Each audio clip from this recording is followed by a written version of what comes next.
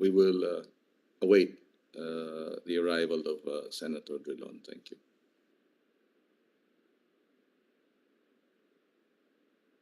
Although I understand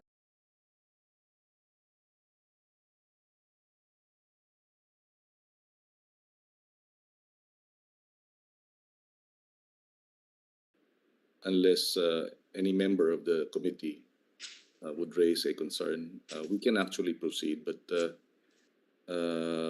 just to accommodate for a few more minutes, a Senate colleague, we will await. We'll give a few more minutes before we officially resume this.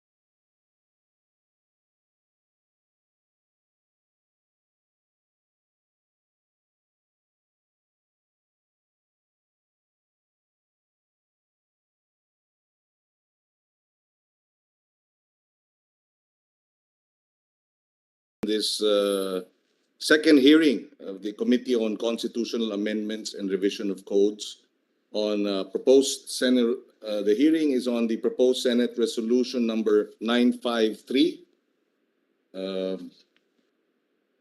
Resolution directing the Senate Committee on Constitutional Amendments and Revision of Codes to conduct a review in aid of legislation of the country's existing criminal laws to consider the rise of social media platforms and the rapid advancement of technology. And so we officially resume this session, this committee hearing. Before we proceed, we also acknowledge the presence of our minority leader, Senator Drilon, who is a co-author of this resolution. Allow me just to put on record some points before we acknowledge the resource persons present. In the previous hearing, we had heard from Facebook from the 4As. We've also heard from the co-author of the paper on architects of disinformation, Dr. Cabañez, among others, Vera Files. Allow me just to place this on record on the matter of the concern of this committee and recent developments in terms of news reports as well as actual incidents that give rise to precisely why this hearing is important and legislation be considered to address disinformation. Among the points that I'd like to place on record were fake bookings. In January of 2021, hackers used Senator Win Gatchalian's credit card to order 1 million pesos worth of food via Food Panda, as reported in the news. In July of 2021, Manila Mayor Isko Moreno fell victim to food bookings. 5 delivery riders got bookings from different mobile delivery apps. These bookings were made using several international numbers. Also, in July 2021, the address of actress Chris Bernal was used in 23 fake food deliveries through Grab. Several food riders were also scammed by fake orders in Quezon City last May 2021. The riders said that the orders from different restaurants ranged from 900 pesos to 1,500 pesos. In October 2021, 10 food delivery riders were victims of fake food bookings worth 20,000 in a Las Piñas village. In November 2021, last month, fake food bookers used the names of Vice President Leni Robredo, this representation, as well as Senator Risa Ontiveros, and ordered thousands of pesos worth of food from various online shops and apps. And that's fake bookings, as reported. Fake job offers as well online and through SMS and our telcos. Last month, several Filipinos received via text fake job offers offering high salaries. Some even purport to be from large companies, in this case, Lazada.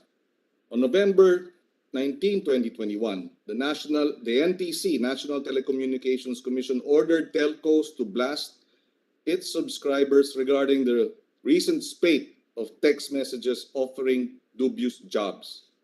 Senator Joel Villanueva called out the National Privacy Commission to investigate what he calls, quote unquote, epidemic of text scams. Senator Joel likened the text messages to fake news. He asked government agencies and telcos to work together in preventing citizens from being victimized by smishing, a form of text message phishing through which criminals lure consumers into sharing personal or financial information. The National Privacy Commission said that the scam was orchestrated by international syndicates and that there was no evidence that the phone numbers were obtained through contact tracing forms. And for job offers, there is a finding of one person in an article entitled where is the article?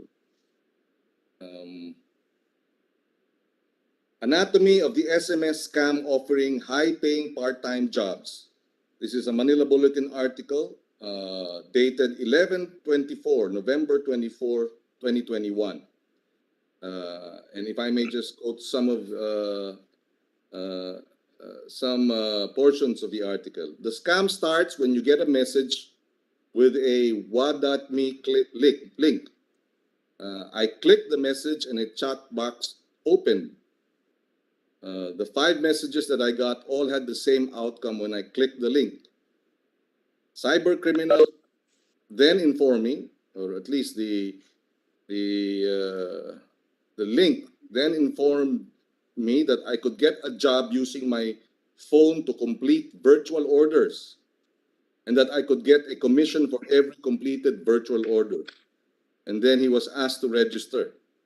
When he clicked the link, he found out that it was not exclusive to the Philippines and targets other countries. 5 country codes: Philippines, India, Mexico, Brazil, and Thailand. He then registered his newly bought SIM card. And when he checked the pages, he found out that the language used is ZH-CN, which means, according to him, that the Chinese language being used is simplified and using mainland Chinese terms. Coding notes are also written in what looks like Chinese characters. And also, the only reply we get is "speak English" every time we try sending a message in Tagalog. So all 5 scam messages that he got using different Union Bank accounts to accept money and GCash for the victims of this scam to send payments. The scammer then asked him to recharge his account using GCash. Um, so that is one. Of course, fake news versus public health. That is one other on fake job offers. And he was actually uh, transacting payments and receiving commissions until uh, and this is one of the portions again of the article. When I tried to withdraw my 68 pesos, the bonus for signing up, the scammer told me that I needed to deposit 200 pesos again so that I get the 68 pesos. The scammers, he says, do not appear to be Filipino. They do not understand the person who tested the links when he conversed in Filipino. Now, on fake news regarding public health, false information. Thousands of people stormed vaccine sites in Manila after fake news spread that unvaccinated people shall be prohibited from going outside their homes, and that government would disallow unvaccinated persons from going out and will be excluded from ayuda. That would be Philippine News Agency article and the Philippine Daily Inquirer article dated Palas, 5 charge over fake news during pandemic. Cyber attack hits, and here, um,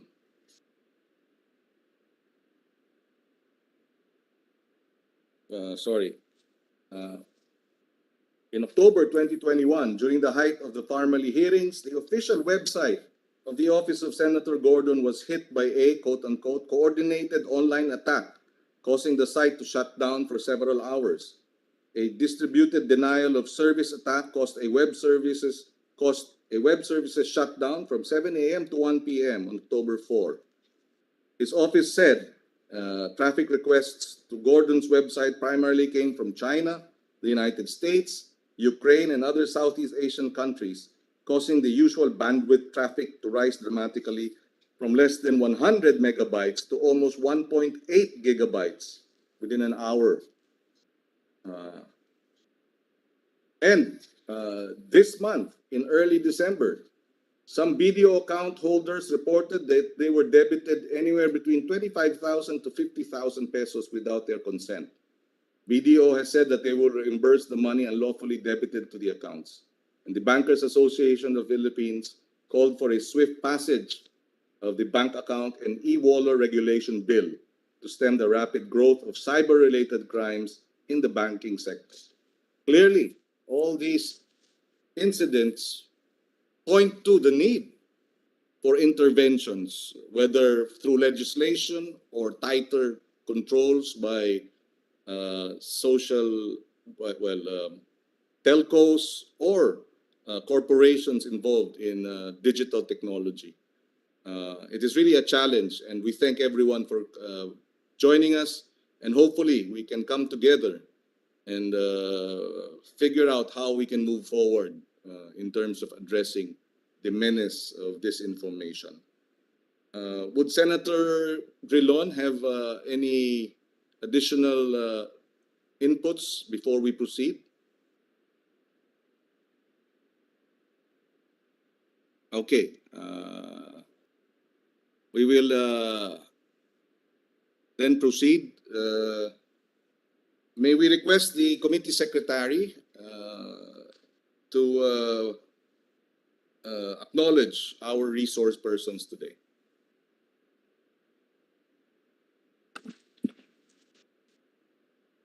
For today's hearing, from the Association of Accredited Advertising Agencies Philippines, Mr. Alexander Sifu, Board of Trustee, Attorney Tito Bundang, Legal Advisor. From the Makati Business Club, Ms. Catch Ofilada, Policy Officer, Mr. Coco Alcuas, Executive Director. From the Management Association of the Philippines, Mr. Rui Moreno, Chairperson, Committee on Ease of Doing Business. Retired Associate Justice from the Supreme Court, Justice Antonio T. Carpio.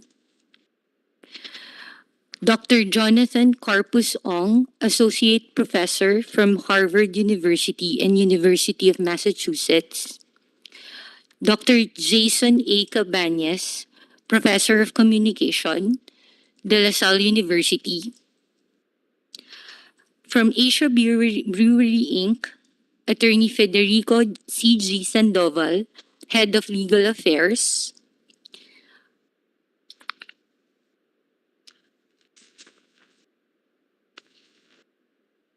From Universal Robina Corporation, Mr. John David L. Lu, Group Customer Development Manager, E-commerce. Attorney Elvin L. Cruz, Corporate Legal. From Meta, formerly Facebook, Mr. Roy Tan, Head of Politics and Government Outreach. Mr. Rob Abrams, Law Enforcement Outreach Manager. From Google Philippines, Mr. Yves Gonzalez, Government Affairs, and Mr. Jean Jacques Chahel, Information and Content Policy Lead. From the Verifiles, Ms. Ellen Tordesillas. That would be all, Your Honor. Yes, thank you. Just some administrative matters. I understand there are a number of resource persons that we had invited and have refused two invitations from this committee. Is that right, Attorney Cecil? Yes, Your Honor. May we know who these resource persons are and the reason for their refusal, if we have any? Sir, for Lazada, invitations were sent for the first hearing, December 6, and December 10 for the second hearing. Mr. Raymond Alimorong, CEO, Lazada E-Service Philippines, Inc. We did not receive any position paper from them, and they sent their regrets that they won't be able to attend the hearing. From Shopee, Ms. Karen Perez, Head of Operations. We sent the invitation December 6 for the first hearing, December 10 for the second hearing. We also sent invitation addressed to Director Martin Stevenson Yu, Shopee Philippines. We also copy furnish Attorney Jem Hans Segovia, Public Affairs of Shopee. And then they also sent their regrets. From the Media Specialists Association of the Philippines, we sent invitation on December 6 for the first hearing addressed to their president, and also on December 10 for the second hearing addressed to Mr. Mikey De Castro, President, MSAP General Manager, PhD Media Network. For Rockwell Land Corporation, we also sent invitation for the first hearing on December 6. They were able to attend, but they eventually they left the WebEx link due to poor internet connection, and they did not attend anymore the hearing. We also invited them today. They said that they would attend, but as of 9:20 a.m., they are not online, sir. Yes, we will wait for them until before the end of the hearing. In the meantime, would Senator Drilon be willing to move that we subpoena the following representatives from Shopee, representatives from Lazada, and representatives from the Media, what's the name? Media Specialists Association of the Philippines, Your Honor. Yes, we have invited them twice, and this is for the first hearing and for this hearing, and they have refused to attend. And therefore, if the good Senator Minority Leader would like to move, we will go ahead, Senator Drilon. Yes, I move that the appropriate subpoenas be issued to Lazada and the other entities invited here. They be subpoenaed to the next hearing. And the subpoena should contain a notice the notice that they have ignored the invitations of this committee without any explanation, and that the failure to heed the subpoena shall give rise to a contempt citation.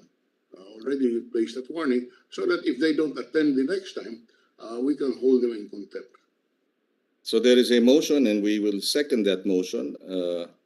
And before we act on that motion, just to place on record, on Section 17 of the Rules of Procedure governing inquiries in aid of legislation provides, the committee shall have the powers of an investigating committee, including the power to summon witnesses and take their testimony, and to issue subpoena and subpoena duces tecum signed by its chairman, or in his absence by the acting chairman, and approved by the president. It is moved and seconded, and we approve the motion to issue the subpoenas to the following: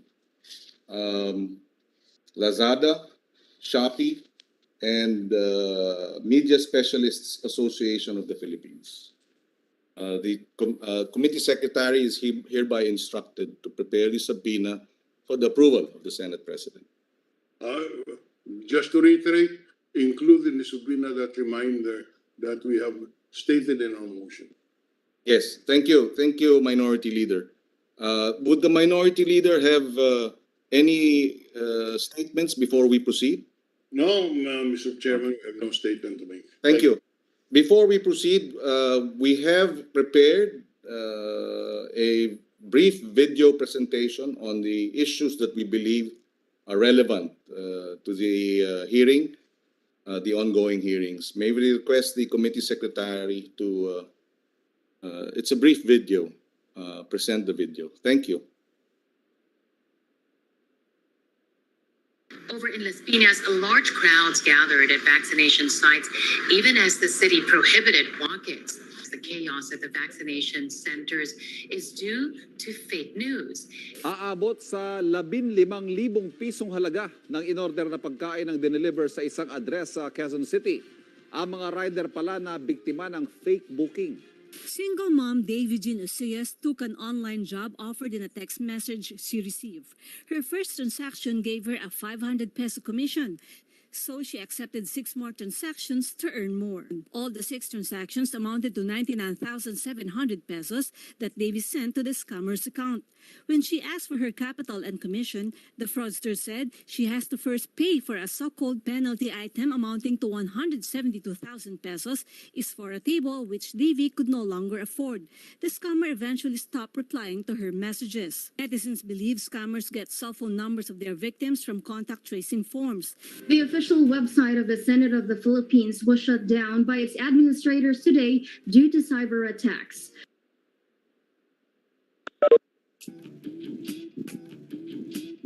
Papabahay sila wala Sino bang, si Soto ba nagpabahay? Sino-sino bang mga nandyan? Si Yan Basilacson nagpabahay? Hindi. Wala siyang binigay sarili niyang bulsa. O si Manny Pacquiao, meron siguro isa pang boxing niya. Pero sobra-sobra man yan, yung ninakaw niya. 3.5 billion. Bili na sa Shopee. Salamat, Shopee.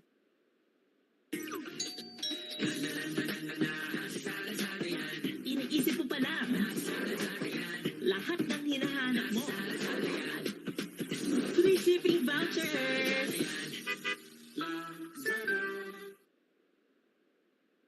Murahin sa inis ni Atty. Gadon sina Senate President Tito Soto Risa Hontiveros, Nancy Binay, Congresswoman Vilma Santos at iba pang mga mambabatas na patuloy ang pagsuporta sa ABS-CBN. Muling binalaan ni Atty. Gadon at pinaalala sa mga senador na ito na malinaw sa batas na lumabag ang ABS-CBN sa karapatang pantao at sa mga manggagawa nito, gayon din sa 1987 Constitution, kaya ito na ipasara. Bakit na sinusulong nyo pa rin yan kahit na sinusukan na ng taong bayan? Ha? May dagdag tatag sa New Cobra with Immunity Plus. May tulong proteksyon from vitamin D at zinc. Plus iba pang dagdag lakas. New Cobra with Immunity Plus. Lakas na may dagdag tatag. Pangilinan, napahiya, tinawag na bobo at walang kwentang senador ng mga OFW. On Discovery Plus. Subscribe now. Kami ng pera, sabi ko, binibigyan kami. Kinsenas na tapos na ako tumatanggap. Patungkol sa bayarang nagaganap ng mga dilawan upang siraan ang Pangulong Rodrigo Duterte. Boring na ulam. Mag-Nor Liquid Seasoning. Kopi linamnam na may sarap ng Barako coffee at brown sugar. Mag-Great Taste Brown Barako. Panibagong timpla para sa panibagong sarap. Facebook is the world's largest distributor of news, and yet studies have shown that lies laced with anger and hate spread faster and further than facts. Without facts, you can't have truth. Without truth, you can't have trust. Without trust, we have no shared reality, no democracy, and it becomes impossible to deal with the existential problems of our times: climate, coronavirus, now the battle for truth. That impunity must stop. What are you willing to sacrifice for the truth?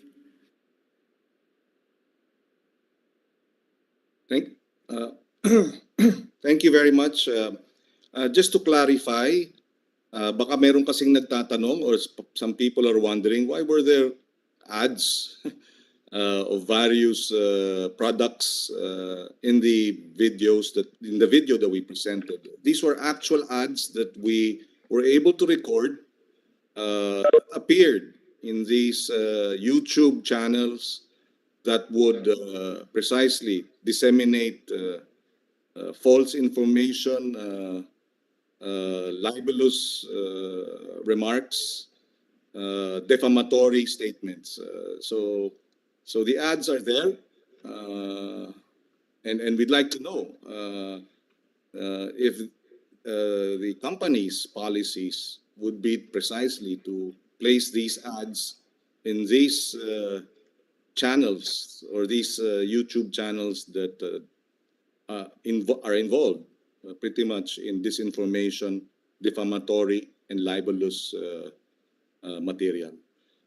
And that's why we are also here inviting the advertising agencies who I understand are involved in placing these ads in these sites. And that's why Media Specialists Association of the Philippines, we'd like to see them and clarify their role so that we can properly regulate and introduce possible legislation to regulate such business activities, if warranted. Before we proceed, considering that this hearing is in aid of legislation, we'd like to first give the floor to retired Justice Tony Carpio. He has written a number of articles, an eminent jurist, former Supreme Court Justice Carpio, to provide us some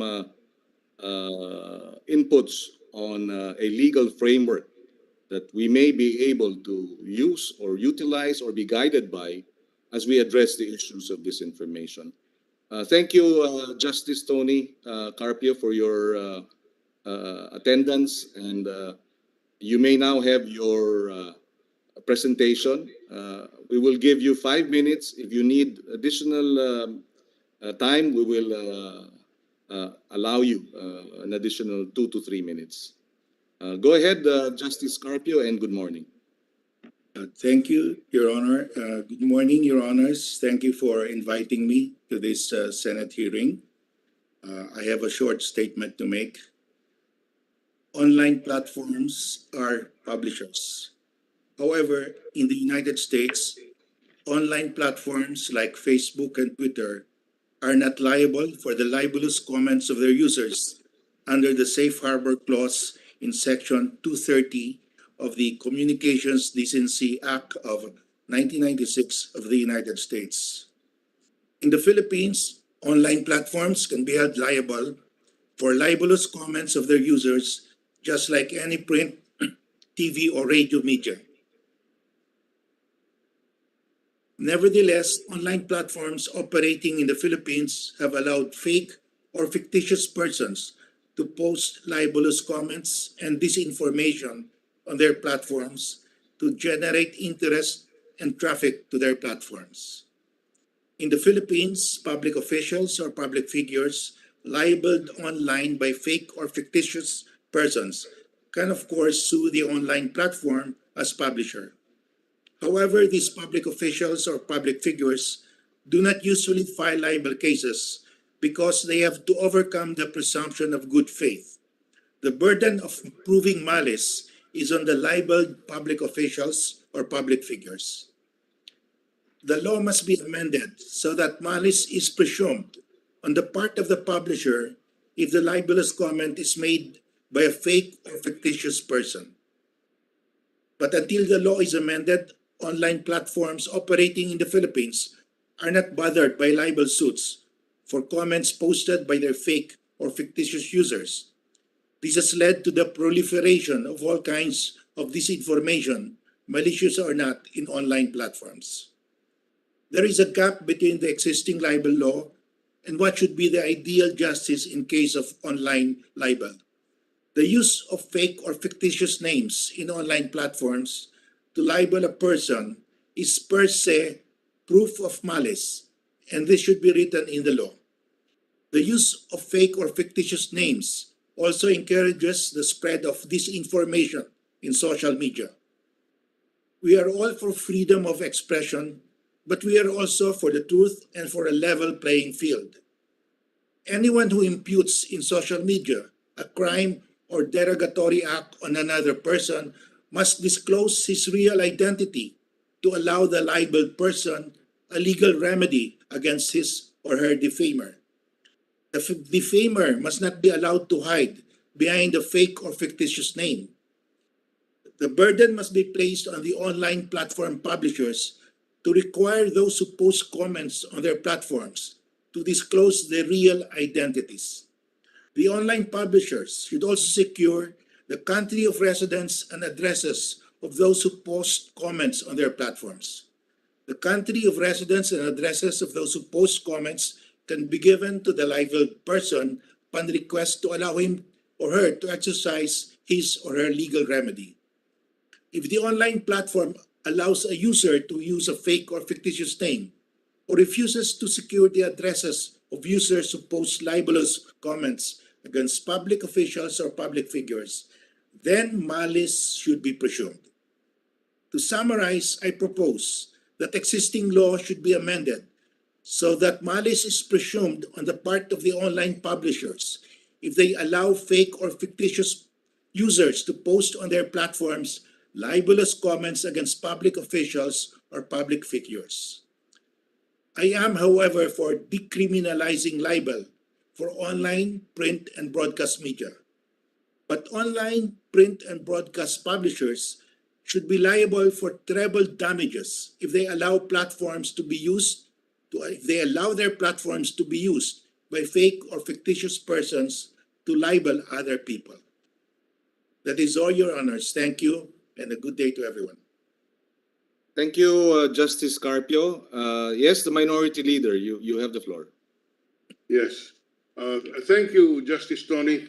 And indeed, I was listening intently to your presentation because 2 days ago, 2 days ago, we passed a bill, precisely an effort to provide remedies to those who are subject of defamation, use of foul language which defame the character of people, especially as public officials. Your chairman, Senator Pangilinan, and this representation are the subject of daily barrage of defamatory language. So, as you correctly pointed out, the difficulty is the defense of lack of malice on the part of the publisher. In the traditional media, as we know, Justice Tony, the publisher could be made a defendant, but in social media, there is theoretically no publisher, unlike traditional media. So you have suggested that malice should be presumed. The other problem, of course, is the anonymity, Justice Tony. It is so, as long as they remain anonymous, the only remedy, so you cannot sue them because they remain anonymous. That is why the bill that was passed in the Senate was to require first the registration of SIM cards. Number two, to require the platform provider to reveal who is the owner of a fictitious account, if they know. And it is not an easy legislation to do because of the anonymous nature of the publication. Can you suggest the remedies that can be availed of to compel the publication or to force the platform providers to identify the owner of an account? Thank you, Your Honor. Let us take the case of Facebook. Yes. To be a user of Facebook, you have to open an account and you have to give a name. And you have to be approved by Facebook. Facebook can refuse to allow you to use its platform. So Facebook, the platform publisher, the platform owner, be required to reveal the name of the user of its platform. It can do it because it can just refuse if it does not require the use of the revelation of the name. In other words, what we will do is, if the platform owner refuses to require its users to reveal their real names, the platform owner will be liable for the libelous comment of its anonymous user, because the platform is within the control of the platform owner. He can refuse the user to use his platform if the user does not reveal his real identity. Like in Facebook, Facebook can just tell you, you cannot use our platform if you don't tell us your real name and your real address.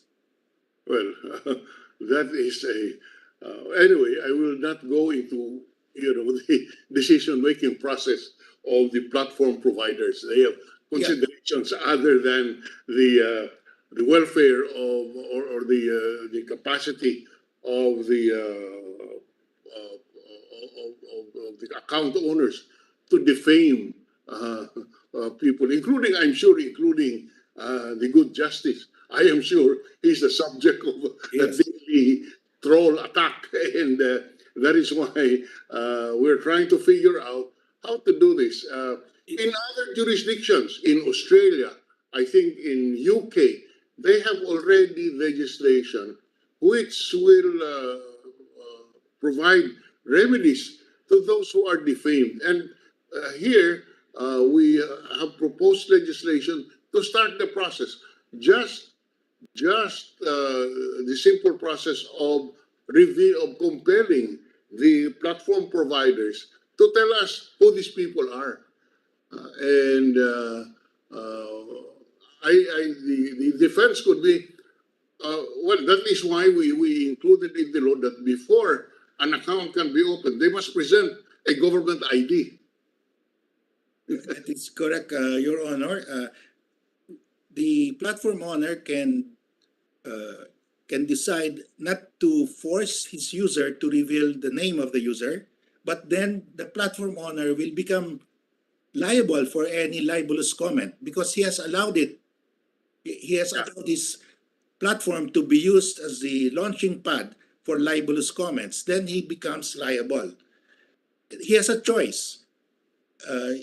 If he wants traffic, if he wants people to just register, to just use his platform without any condition so that he has a lot of traffic in his platform, he can do that. But he will have to be liable for the comments of those people because those people are using his platform.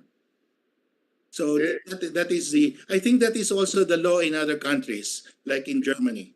In fact, Justice Tony, we have moved one step higher to protect and to respond to the concerns of the platform provider. What did we do? You can only, if you demand to know who the owner of an account is, you seek assistance of the law enforcement agencies to issue a subpoena to the platform provider so that it is under compulsion of law that the service that the platform provider will now be compelled to reveal the name, not on their own account. I have also another concern, Your Honors. If you read our online newspapers, you will see a lot of comments there by people like Boy Bukol, Boy Tulo. These are fictitious persons, and these are from China because they say that Filipinos are born with mental defects. I mean, no Filipino would say that. But we allow this, but we are at a disadvantage because we cannot even make any comment on newspapers, online newspapers in China. There is no reciprocity. So maybe the Senate could look into this, that we should require reciprocity in all of these cases because we are being attacked and we cannot reciprocate. We are just sitting ducks here, and they take advantage of our freedom of the press. They take advantage of our freedom of expression. So I think the publisher should also be required to the online publisher, the online platform should be required that all those who comment in their platforms should state their country of residence, because we don't know that these people who are commenting on our online newspapers are actually from China. They're using fictitious names. So we will require also the online publishers that anyone who comments in their platform should state their real name and their residence, because these are Chinese people from China who are trying to influence our public. Thank you. Yes, thank you, Justice Carpio. Just very quickly, I think Mr. Abrams from Facebook would like to respond, after which we will allow our other resource persons who are coming here for the first time to present their statements. Go ahead, Mr. Abrams, because Facebook was mentioned. Mr. Chair, thanks again for having Meta. We're happy to show up once again, sorry, Mr. Meta. Justice. Yes, Thank you very much for your comments. First, let's talk a little bit about authenticity and the requirement for registration. While it might be possible for everyone in the Philippines to be able to produce an ID card, that's not the case in dozens and dozens of countries throughout the world, where we provide free services that we're very proud of, just as we do in the Philippines. So requiring identification to register really goes against our philosophy of providing voice to all people who use our services. Second, we interact with about a third of humanity every day. I think asking us to go in and validify their comments is giving a private sector company an enormous amount of power that, frankly, we don't want. As you're probably aware, our chairman, Mark Zuckerberg, has spent many times in front of the U.S. Senate and the U.S. House of Representatives calling for responsible legislation. So it's not as though we're against it. And then thirdly, when it comes to fake accounts, they are in fact against our community standards. And when reported to us and confirmed to be fake, they will be actioned. Now, to be realistic, I understand that there are thousands of fake accounts at any given time. I'll also say that there are hundreds of thousands of fake accounts that are identified by our artificial intelligence that never make it onto our platform in the first place. So, Mr. Chair, as you might recall from our last conversation, when the Philippines National Police, ACG, believes they have a fake account, they have a special network designed specifically for them to report it. So while that can't address the entire panacea of what we're talking about, those are three concrete sort of positions we have on the matter. But happy to hear thoughts of others. Well, Thank you. Mr. Abrams, do you have direct communication with our Department of Information and Communication Technology with respect? I personally do not. Our team does. So as you might recall, sir, I'm the law enforcement outreach manager. So my stakeholders primarily are PNP, NBI, and the National Security Council. Yes, I understand. But moving forward, perhaps to be able to broaden, the interventions of government, not just the law enforcement agencies, but a bureau under the Department of Information and Communication Technology, for example, to provide greater interventions or more meaningful interventions might be one of the ways forward. Yeah, and MICT does have a direct channel to us that's been arranged by our public policy team. I'd also like to speak briefly to foreign interference. So, for example, in 2020, we took down an entire network of Chinese nationals attempting to influence public opinion and so forth in the Philippines. So we agree with you there. And as we mentioned in our last meeting last week, especially when it comes to your election, you can expect very close collaboration with our teams to prevent foreign interference in your elections. Yes, thank you, Mr. Abrams. Thank you, Roy. We now proceed with the other position papers. From the Association of Accredited Advertising Agencies, Philippines, 4As, we have with us Mr. Alex Saifu, Board of Trustee. Together with him is the legal advisor, Attorney Tito Bundang, and the secretariat, Ms. Van Tomada. May we know from Alex? Alex is my classmate in high school, was my classmate in high school. So we're very thankful he's here with us this morning. Go ahead, Alex, for your opening statement. Thank you. Good morning, Your Honors. I have here Attorney Bundang with us, and we have prepared a statement. But before I turn you over to Attorney Bundang, just to in a gist on what 4As is, we are basically the creators for both traditional and digital media.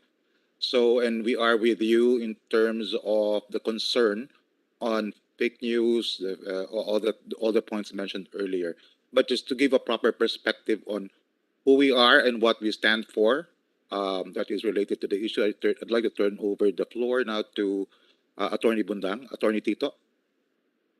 Thank you, Alex. We now go to Attorney Bundang. You have the floor. Good morning, Mr. Chairman, and members of the Committee on Constitutional Amendments. We thank you for the invitation to take part in this hearing, and we just want to mention our statement on the matter. The Association of Accredited Advertising Agencies of the Philippines, or 4As, is one with the Honorable Philippine Senate in its concern over the growth of social media platforms and the increase in the number of its users, alongside the proliferation of fake news and hate speech.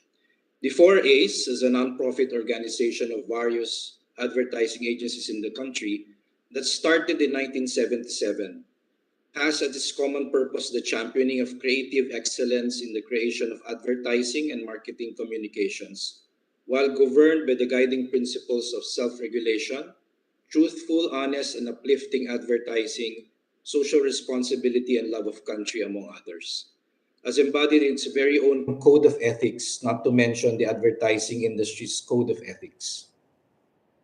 Its code of ethics, which 4A's continues to update to be attuned to the times, sets the standards of behavior the member advertising agencies must abide by in fulfilling their obligations as excellent content creators for their client advertisers and as responsible users of traditional and social media to ensure that the welfare of the general public is protected.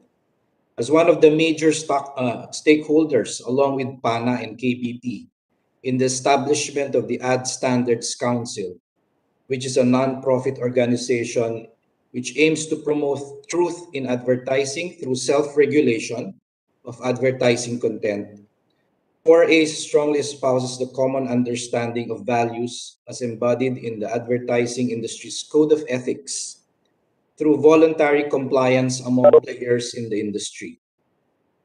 In addressing fake news and hate speech in social media platforms, while 4A sees the value of reviewing, amending, and strengthening the existing laws to be responsive to the developments in technology, 4A likewise considers self-regulation that is transparent and arrived at in consultation with all the industry stakeholders and the empowerment and education of the users of social media platforms as vital in effectively addressing the concerns presently raised by this honorable committee. That is all, Mr. Chairman. Thank you very much. Thank you. Thank you very much to 4A's. Later on, we will have some questions. Thank you, Your Honors. Before we proceed, just information that we'd like to share to our colleagues in the Senate as well as our resource persons. My understanding, the information relayed to us, as per the report of We Are Social and Hootsuite on Digital 2021 report, digital ad spend in the Philippines was about $558 million, or about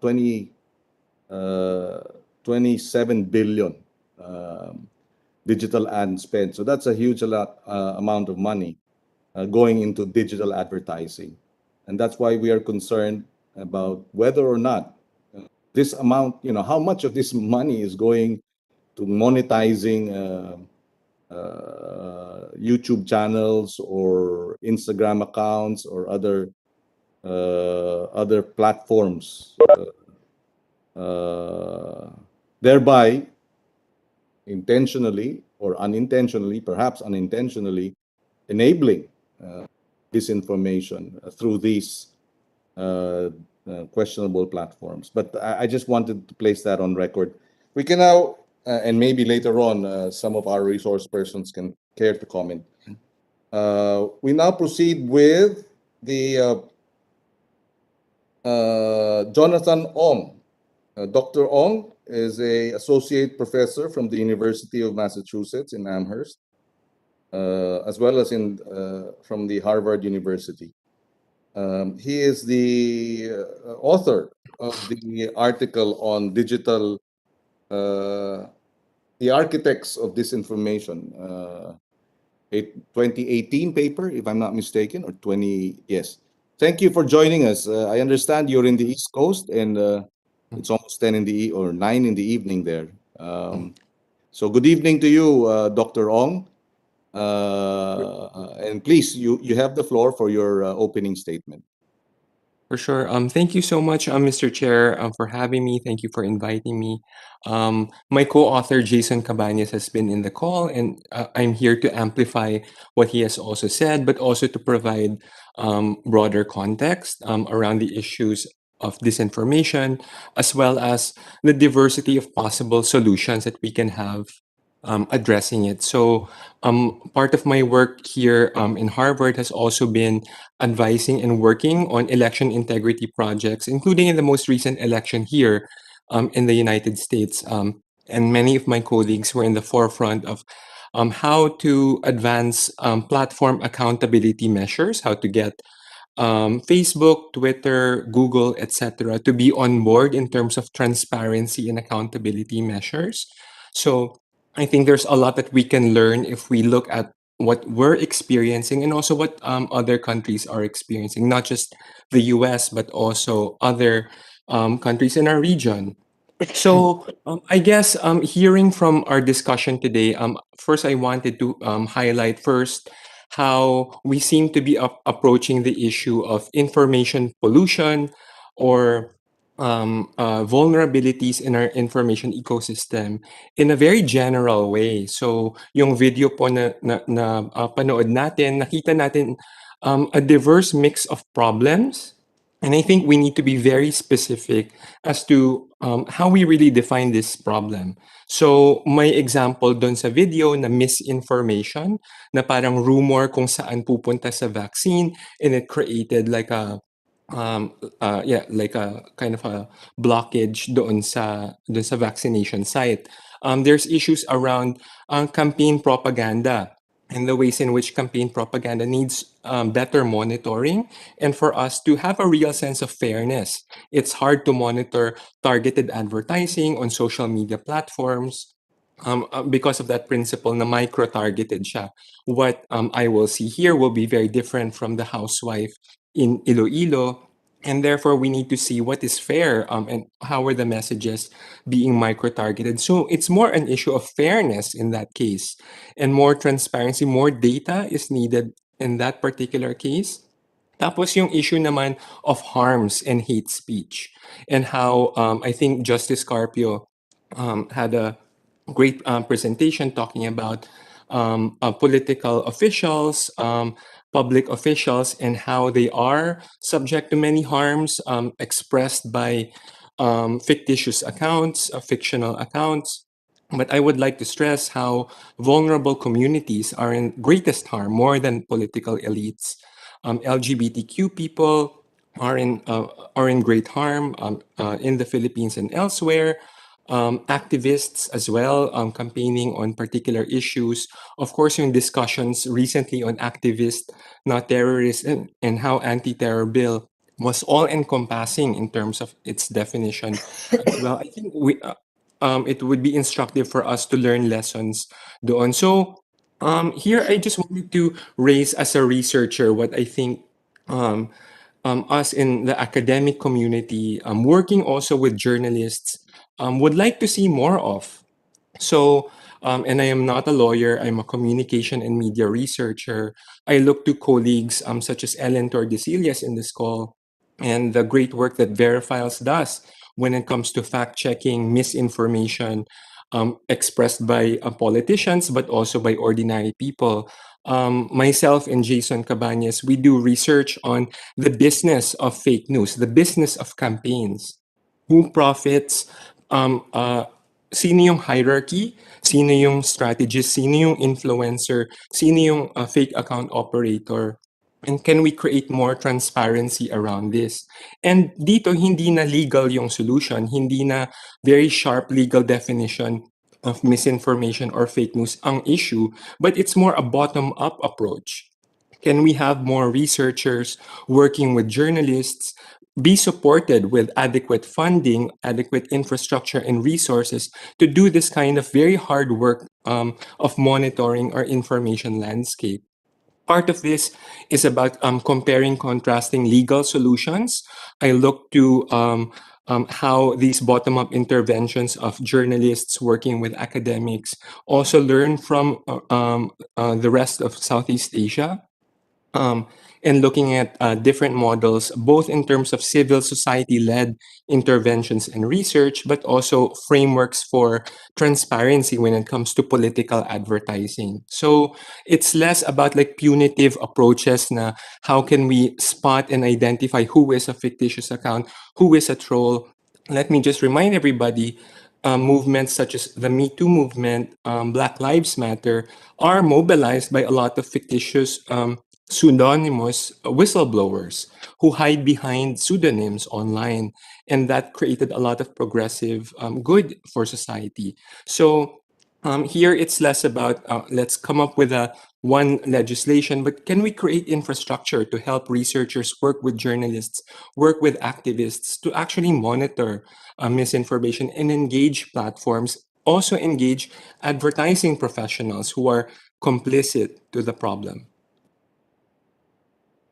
Thank you, Professor Ong, Dr. Ong, and precisely after reading your paper, and if you look at our resource persons, it's reflective precisely of the approach that we'd like to see, that the various stakeholders involved, in digital technology, involved in social media platforms, in legislation, the academe, you're all present here, and of course the corporations, because we understand completely that this has to be a stakeholder,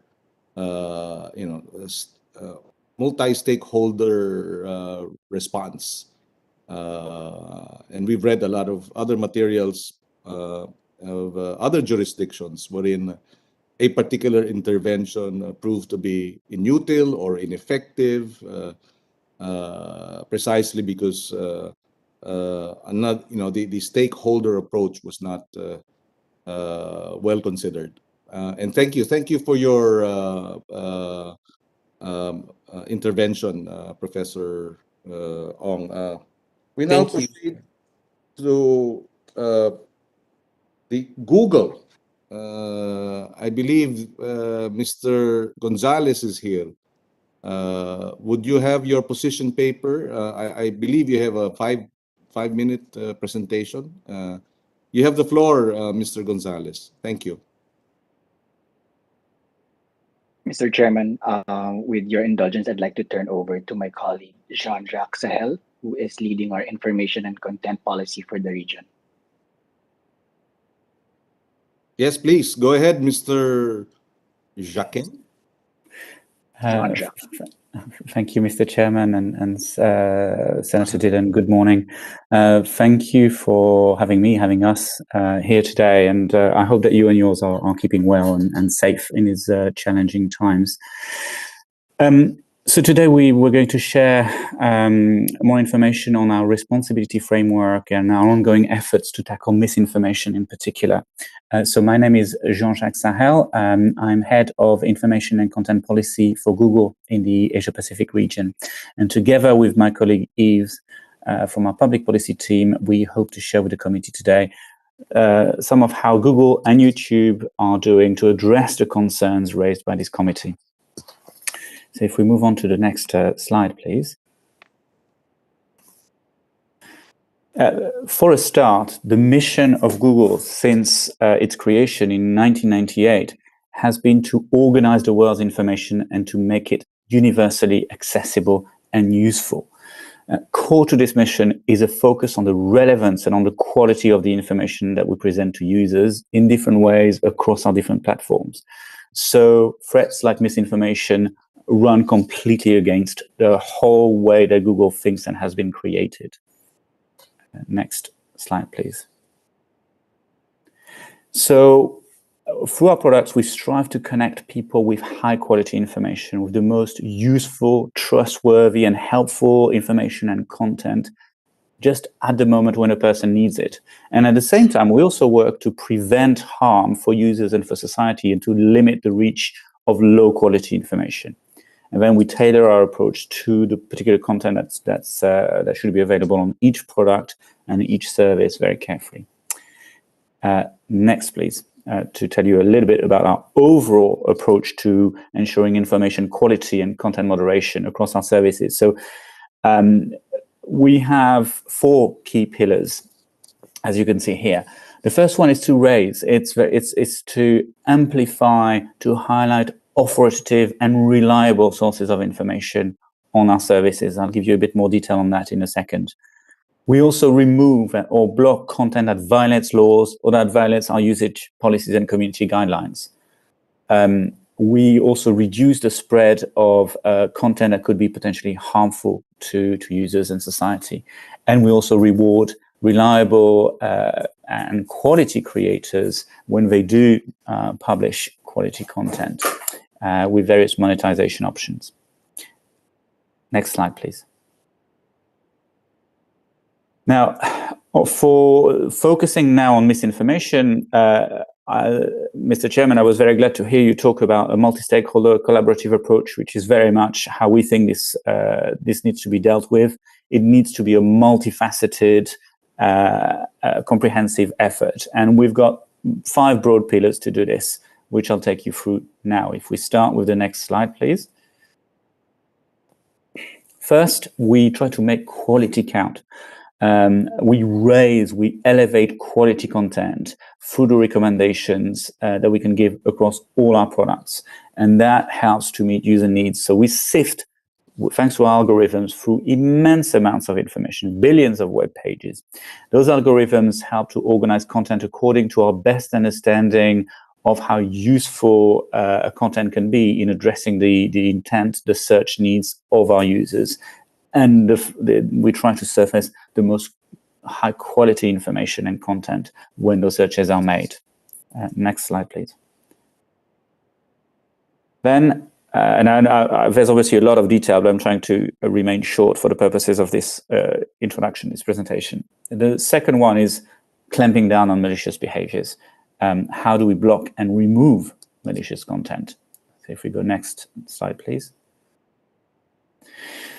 So we have 2 main ways in which we identify bad content. It can be through feedback and notices from users or from the authorities. They help us identify harmful material on our platforms.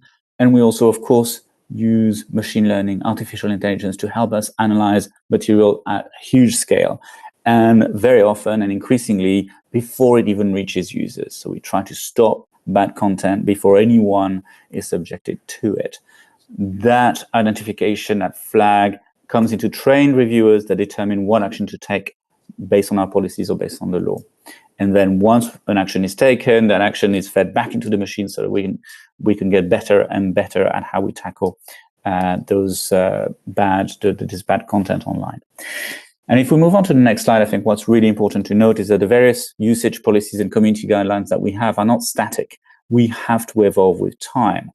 It's particularly important when we have new threats. With COVID-19, unfortunately, we saw bad actors really trying to take advantage of the pandemic situation with things like fake cures, for instance.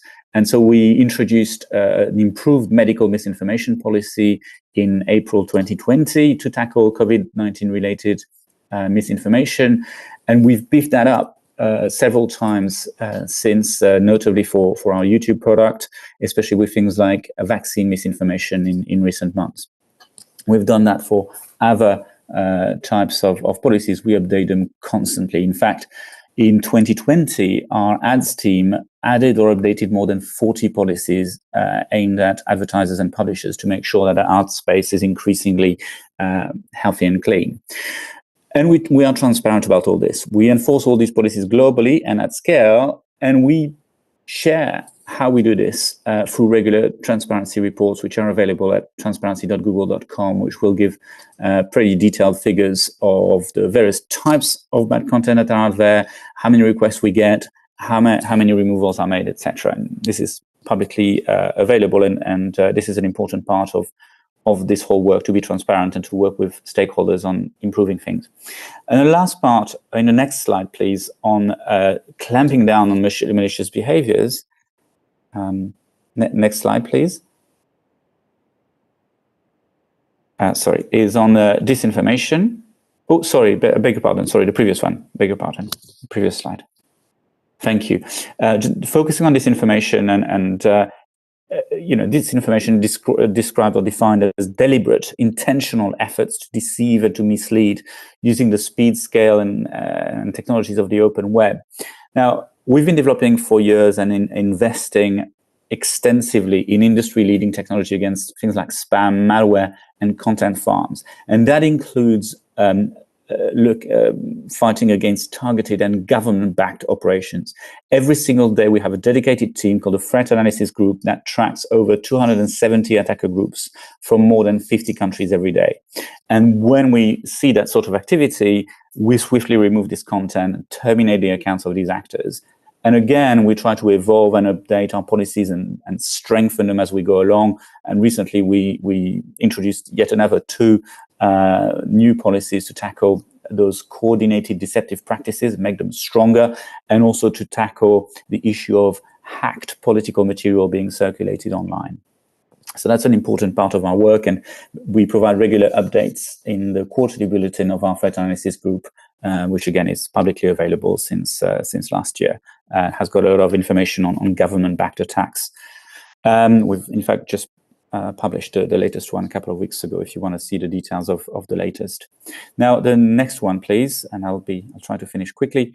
Another very important part of this, it's not just about raising quality information, it's not just about taking down... Proceed, yes, of course, Mr. Chairman. Yeah, earlier you said you had just recently you've come up with one report. Yes, we would appreciate if that report could be turned over or submitted to the committees for our guidance. Thank you. Please proceed.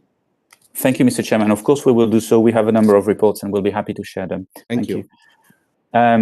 So after looking at how to raise good information, quality information, taking down bad information, how do we work with the broader society? How do we enable and empower users? That's notably by providing context and helping with media literacy. So let's go on to the next slide, please. So providing context is all important, really empowering users. And so we design features in our products to provide context to users throughout their journey on our services. So for instance, you will see when you're searching for information on topics which might be sensitive, which might be prone to misinformation, such as the moon landing here, as you can see on this example, we will bring up information panels that point to authoritative, reputed sources. Here, the Encyclopedia Britannica, for instance, or it might be Wikipedia, it might be the BBC, for instance, in some cases. And then recently, you will probably have noticed, either on our search product or on YouTube, knowledge panels appear specifically about COVID-19 to tackle, to help people with the most authoritative information from official agencies and the World Health Organization, so that people, when they search about this topic, can find the truly relevant information from the relevant authorities on this, rather than all sorts of unauthoritative content. Now, moving on to the next slide. Another very important thing is helping users by expanding media literacy and digital literacy, making sure that people can apply critical thinking, that they are ready to identify what might be misinformation and decide for themselves. And we do this extensively, including here in Southeast Asia and in the Philippines. We've just partnered with the ASEAN Foundation, for instance, over the past year, creating an online safety academy that includes courses and material on misinformation. We've launched a dedicated initiative for the Philippines called YouThink, aimed at 12 to 18-year-olds, I believe, around fighting fake news. We've got the Cyber Peace Initiative, again, in the Philippines. That's about safer internet as a whole, but again, it integrates misinformation. So really, we're trying to build capacity in the population so that we're stronger together in not falling prey to mis and disinformation.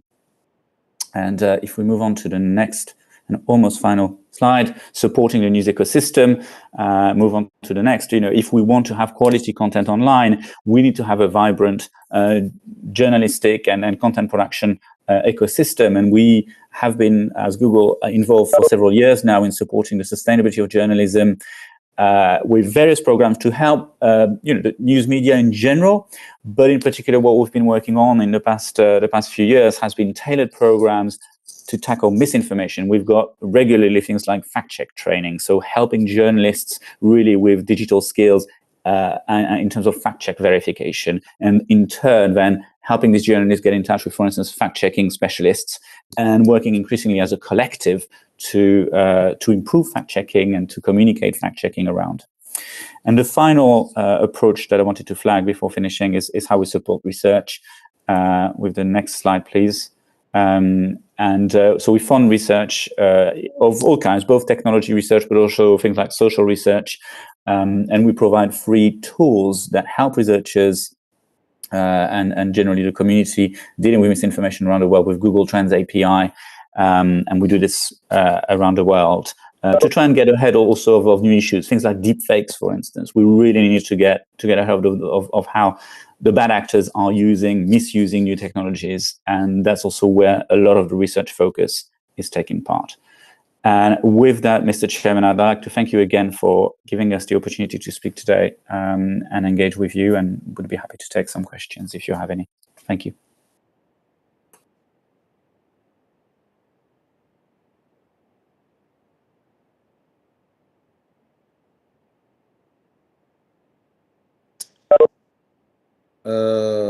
Some of our Mr. John Neri of the Consortium on Democracy and Disinformation.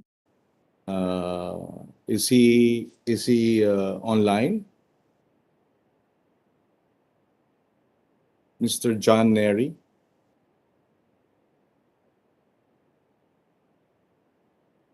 Sir, Yes. Your Honor, Mr. John Neri is not online, sir. He was not able to attend. I'm sorry. Yeah, your voice. Sir, Your Honor, Mr. John Neri is not in our WebEx meeting now. He did not attend our hearing. I see. Can we have the Senate staff contact him and find out, because he previously confirmed, unless something came up. In the meantime, we can now proceed with Rockwell Land. Mr. Chris, wow, this is a long name. Mr. Chris Anthony Joseph Angala Castillo, and paralegal, private sector employee. Your Honor, Rockwell Land, they are not online. They confirmed that they would attend, but they are not online now. Okay. We go to Asia Brewery. Attorney Federico C.J. Sandoval, Head of Legal Affairs. Attorney Sandoval, you have the floor. Thank you for joining us. Good morning, Your Honors. Thank you for having me for this hearing and for inviting our organization as a resource person. I believe, or we believe, that we were invited today in order to relate our own experience that is in connection with what the hearing is today.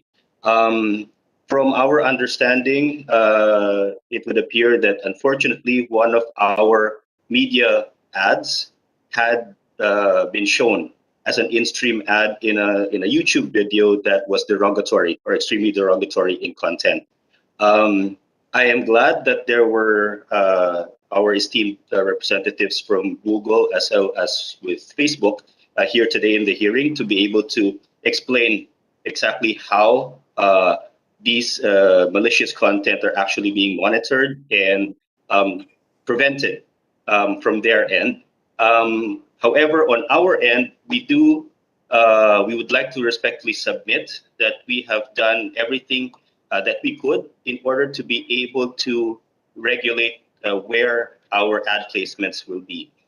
For the record, Asia Brewery Incorporated is completely impartial and will never tolerate the commission of any crime, or that we would be associated with the commission of any crime, and in this case, it would be cyber libel. And in placing our ads, we have worked closely with our media agencies in order to ensure that our ads would not appear in any ad or any content on our social media platforms that would be malicious in nature. And in fact, we understand, as mentioned by our colleagues from Google as well as from Facebook, that they do have strict community guidelines that try to sift all of these dangerous content. And when we do place our ads, we specifically identify areas that should be filtered out where our ads will not be placed. So this includes content that may possibly resort to violence, maybe sexualized in nature, any content that pertains to profanity, and specifically for this case, once content that contains harmful language. So such as cyber libel or anything that would be derogatory to certain groups, certain persons, or organizations. So moving forward, we do believe that there is still an opportunity to fine-tune the way that these sensitive content can be filtered, and we will work closely with our media agencies in order to be able to possibly identify content that would relate, let's say, for example, to election-related concerns or to certain public officials that would add as an additional filter with the way our media placements would be done in the social media platforms. And we do appreciate the efforts that Google and Facebook is doing, constantly doing, in order to improve this. Although, admittedly, I am personally not an expert as far as social media platforms are concerned, and I do not understand the complexities of how these algorithms would be changed or would be formatted in order to address these concerns. And we do offer our assistance if need be for us to be able to coordinate with Google or with Facebook in order to possibly identify and provide feedback that may be useful in how these algorithms may be changed. So that's all for Asia Brewery, Mr. Chairman. Thank you again for having us here in the hearing.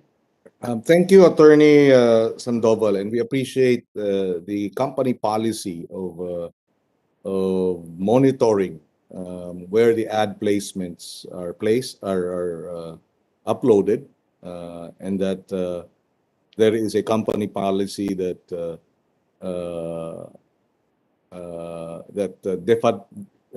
channels or platforms with defamatory statements or remarks or material are platforms or channels that Asia Brewery will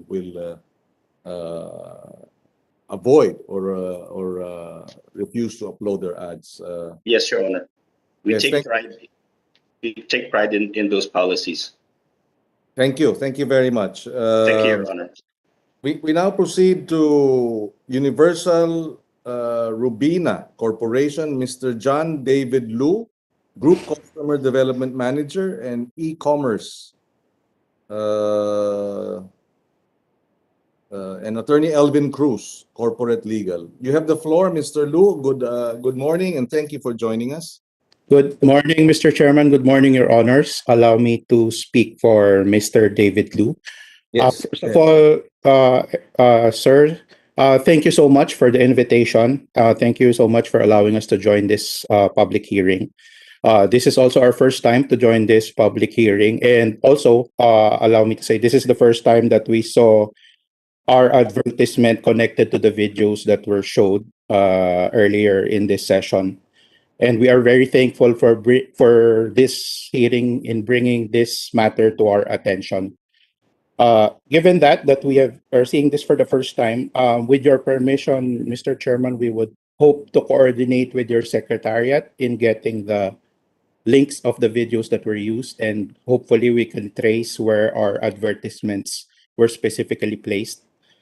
What I can say, Mr. Chairman, is definitely we will be endorsing this to our marketing group, who are unfortunately is not included in this call at the moment, but we will be endorsing this matter to them and to our digital ad agencies for proper evaluation and action, because of course we want to make sure that we also comply with our community standards in ad placements.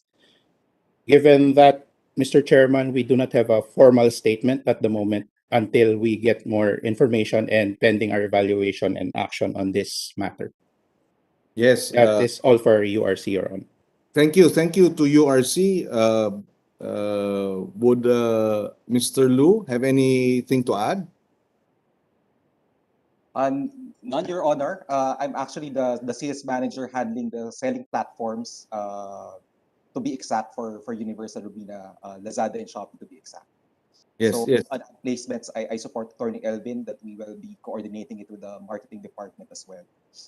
Yes, thank you. Thank you for the information and the manifestation, Attorney Cruz. We would appreciate if you could give us an update, no, on your own interventions, And just for the record, my wife is a product endorser of many products, and I know for a fact that companies are very particular about their brands and are very careful. And I'm sure being associated with, precisely as earlier mentioned by Attorney Sandoval, with material that is defamatory and libelous is something that any brand would want to avoid. Precisely, you protect your brand like with your life. Ika nga, I mean, for lack of a better, how do you call it, description. And therefore I understand the concern and the interest of URC, of Asia Brewery. Definitely, Your Honor. Thank you so much for that and for the opportunity to give you an update once available. Thank you so much, Your Honor. Yes, thank you, thank you. We now proceed to. Oh, I guess that is it, no? Unless Committee Secretary, did I miss out on anyone? Sir, Your Honor, everybody, every resource person on our list had already presented. For the record, sir, Mr. John Neri had to beg off. He had urgent paperwork and he would attend the next scheduled hearing, Your Honor. Yes, and just for the information of our resource persons, we are also calling for the next hearing Rappler. We hope Maria can join us in the next hearing, but we will also be calling government entities and look at the aspect of governance and regulation in the next hearing. Okay, we can now proceed. First, in Google, just a few questions to our representatives from Google. I understand and I appreciate the earlier points raised about addressing disinformation. I have a personal experience, and not that I'm interested in my case per se, but I'm interested in pointing this out because I have received a lot of complaints that for people similarly situated. When I filed the case, I already publicly said I have no interest in putting anyone behind bars. That's for sure. I just want a more effective addressing of this information. And I did get a lot of messages when we did file this case, messages of support. And so, in putting that in context, I will reiterate: I don't want anyone behind bars. That's the least of my concerns. But we want a more proactive, a more definitive, and a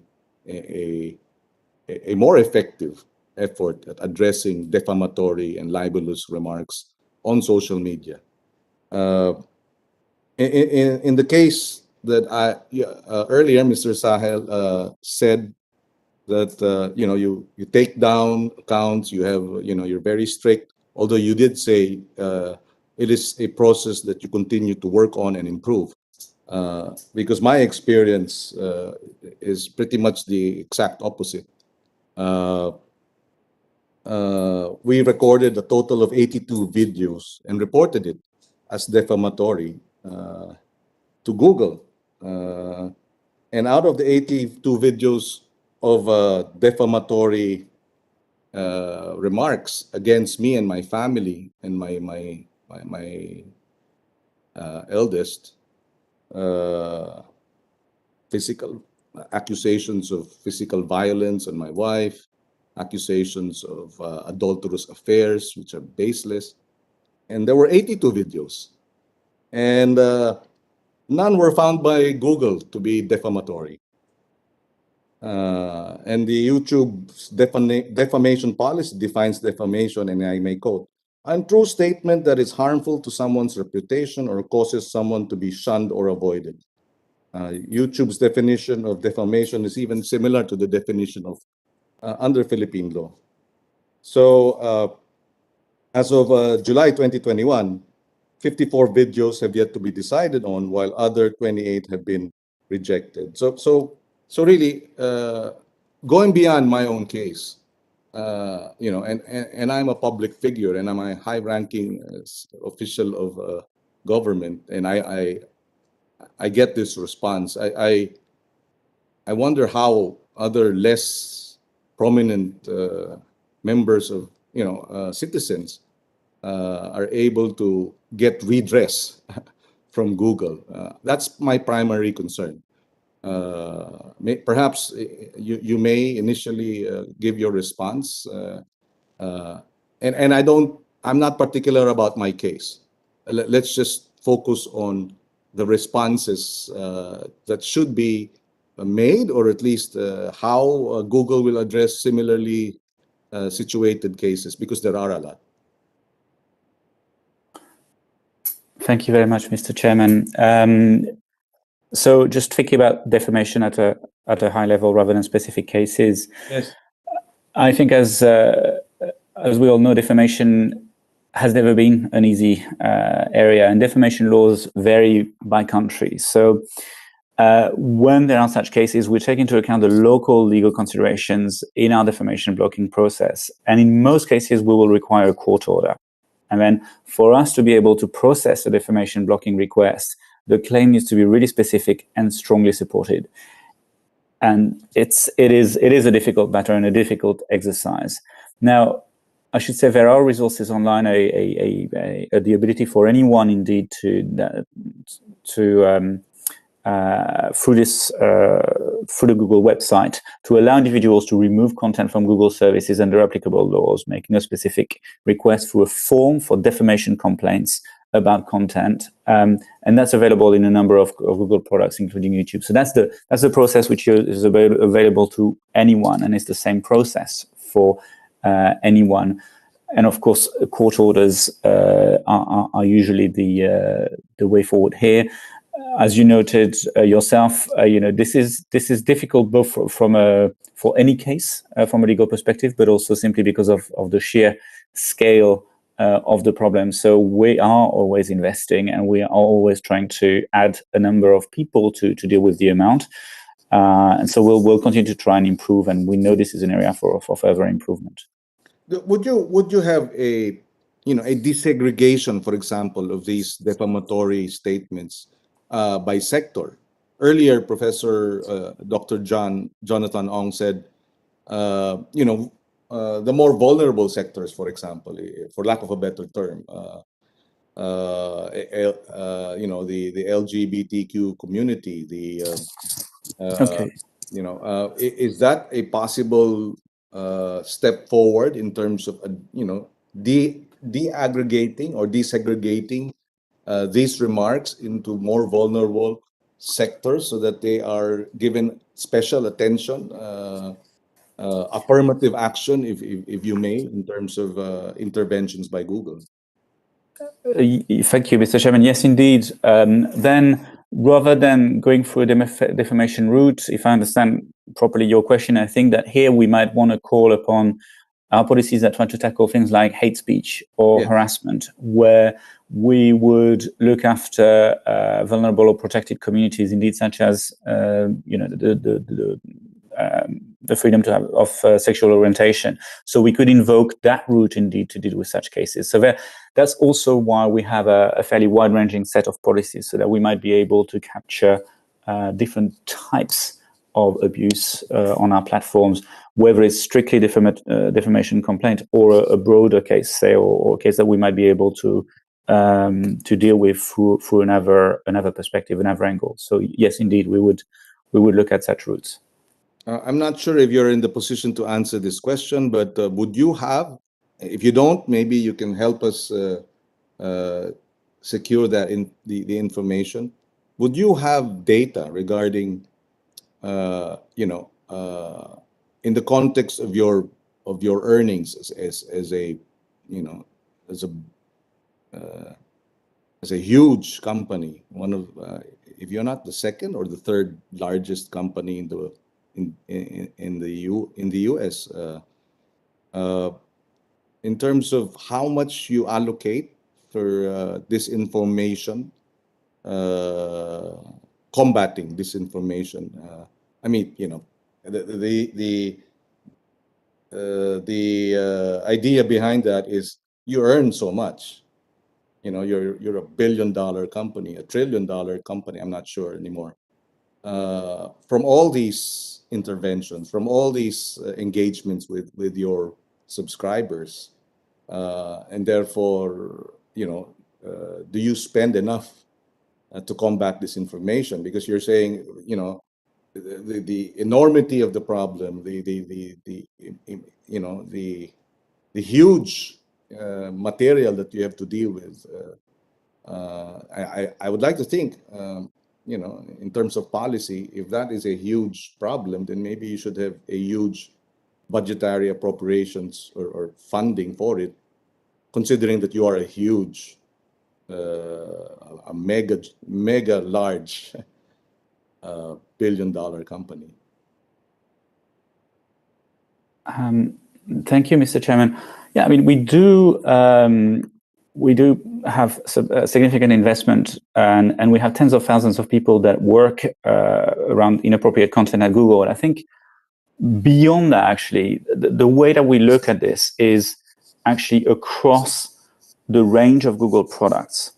And we really try to have a really comprehensive strategy touching online safety and security as a whole. Yeah. So we have, you know, platform like YouTube, but we also have things like Gmail, we have cloud, etc. And we try to really build our approach to tackling misuse of the technology across all these platforms. Yes. So when I was mentioning, for instance, earlier, disinformation, government-backed disinformation and malicious attacks, we don't simply try to take down the accounts of some of these people and take down information they might have posted online, for instance. But what we also do is that if they've tried to say hijack the email accounts of our users, then we have specific outreach to those users so that they can be secured.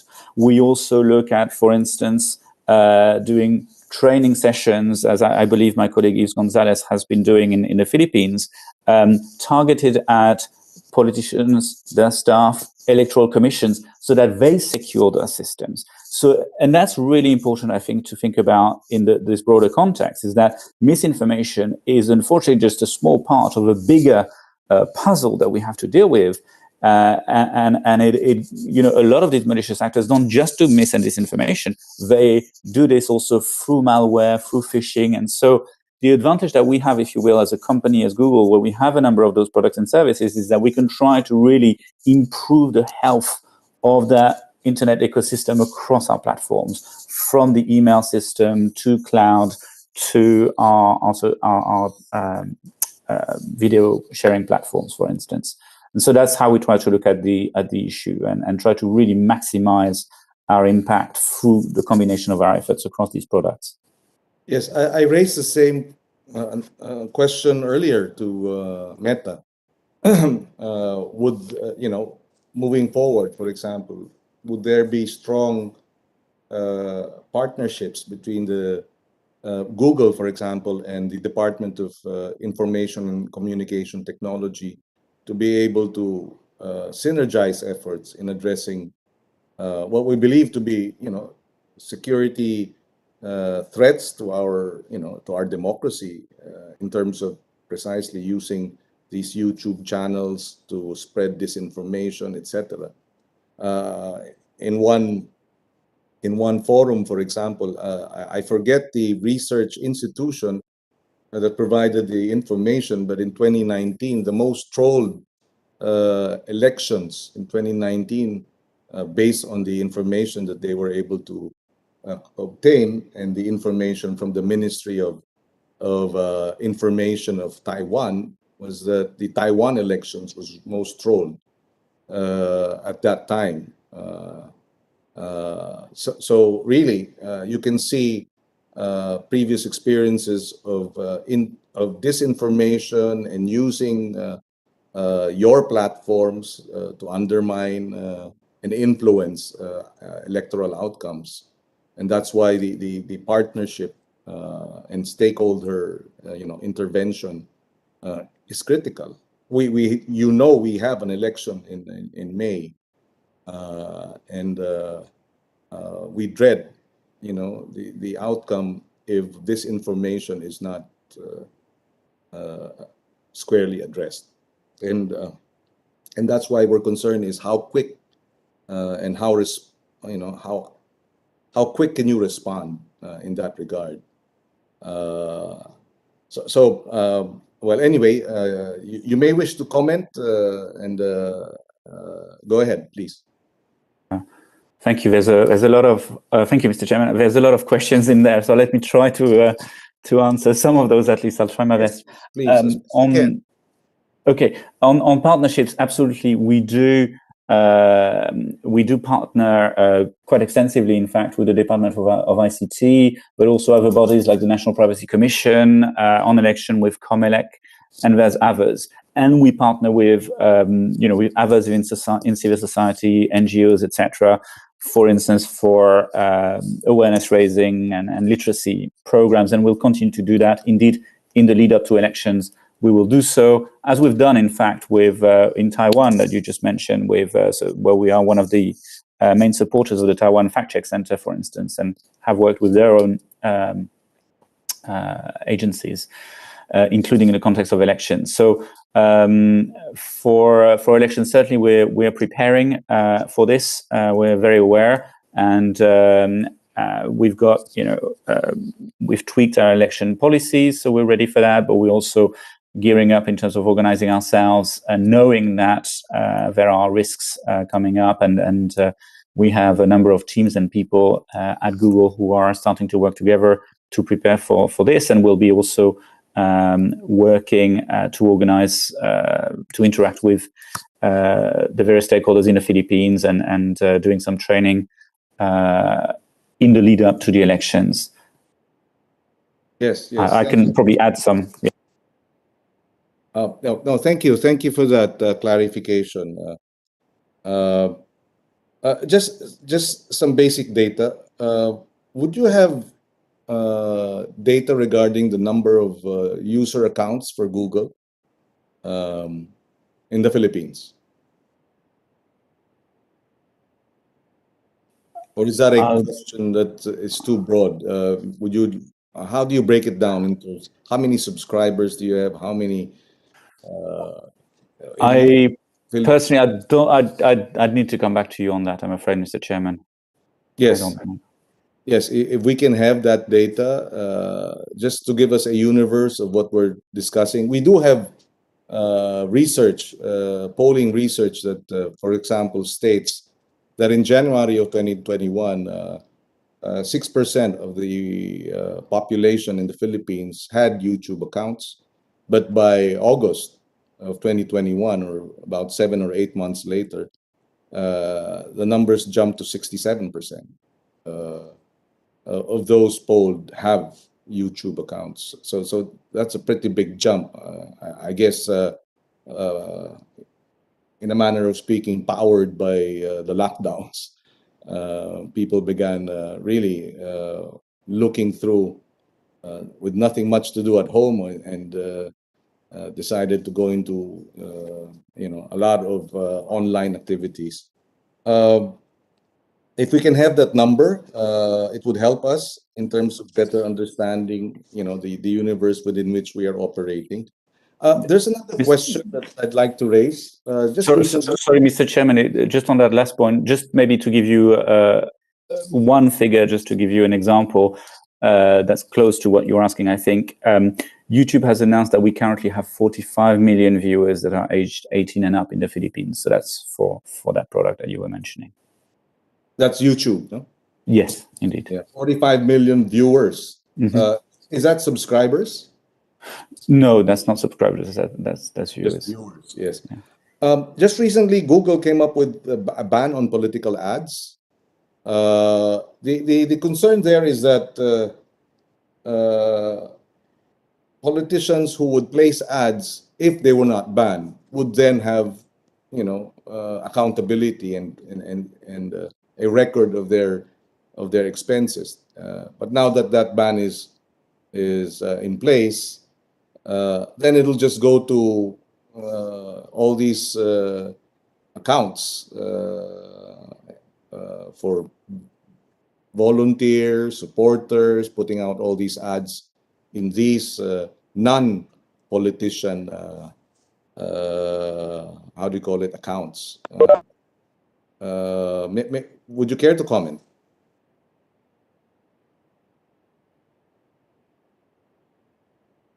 I'm sorry, did you hear my question? Yes, no, I did.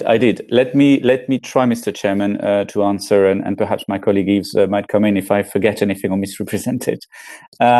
So yes, indeed, we just announced that Google will not accept election advertisements in the Philippines during the election campaign period. So from February 8th, 2022 to May the 9th.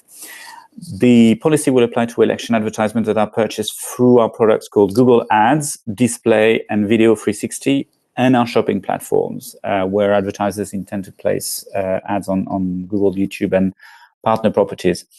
That includes ads which promote or oppose any political party or the candidacy of any person or party for public office.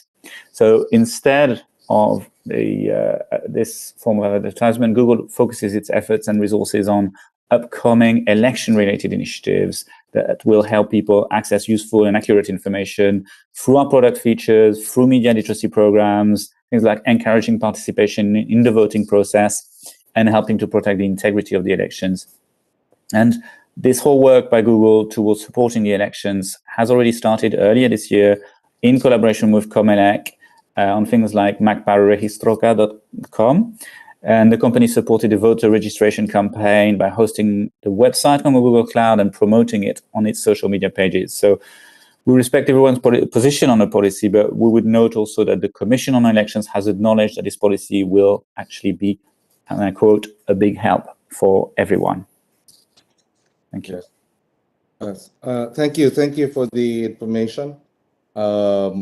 We hope you might consider reviewing the ban because, in effect, the money that should have gone to political ads would now go to, well, our fear is will go now to anonymous accounts, and therefore even more difficult to monitor and difficult to hold accountability in terms of campaign funds going to these advertising platforms.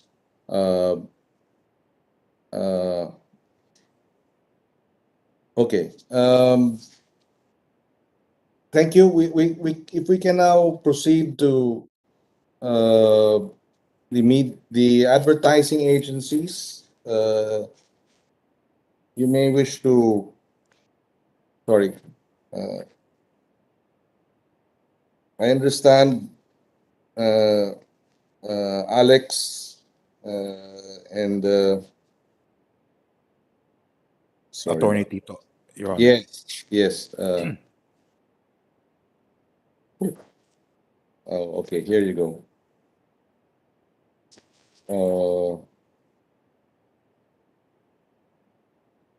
Where did these? Sorry about this. My materials are. Here you go.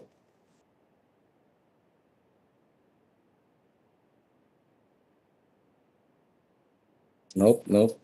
Sorry.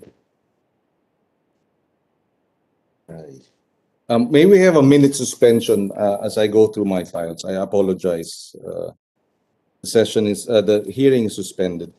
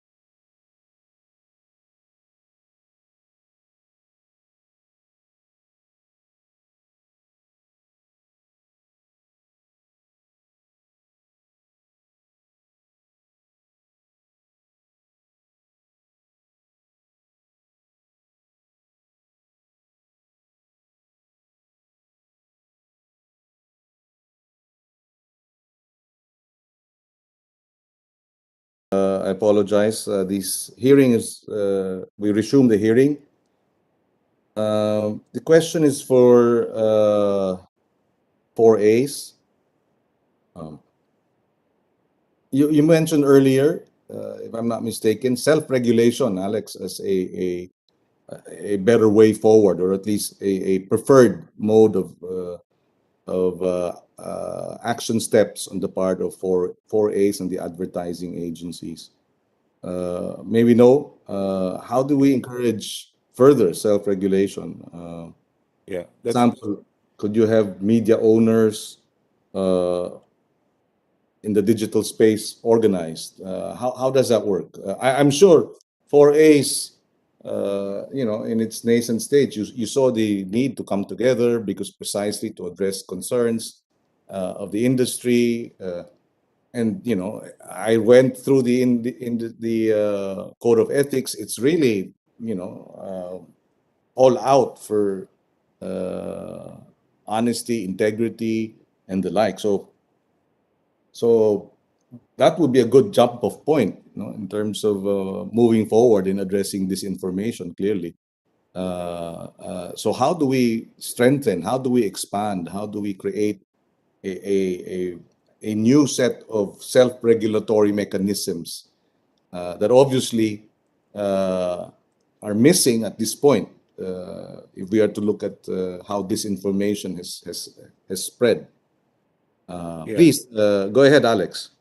Thank you, Mr. Chair. The ASC, or the Ad Standards Council, which is a self-regulatory board, is actually in existence, and it is comprised of almost all of the organizations involved in the communications landscape. That's the 4As, the agencies, the advertisers, the media agencies, and when I say media agencies, that includes both traditional and digital, and as well as print and outdoor.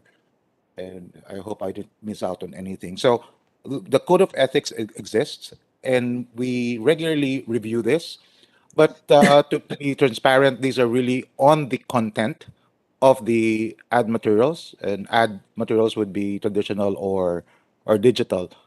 In terms of the media placements and the digital placements, which I believe, Your Honor, is um, one of the issues as well, on why ads appear. It is my uh, point of view here is that we just need to remind, since they are member agencies of the council, of the Ad Standards Council, we just need to reconvene and remind everyone and reinforce the policies we have on hand, and just remind everyone about responsible, one, messaging, and two is how they could possibly help in the Senate about this concern moving forward. But as far as the 4As is concerned, again, it's really more on the content that we are responsible for, and that we abide by the code of ethics, as Attorney Tito mentioned earlier. But what we can do as one of the proponents and founders of the Ad Standards Council, together with PANA, and PANA, I think, is a very important organization in this um, hearing as well, or the issue more rather.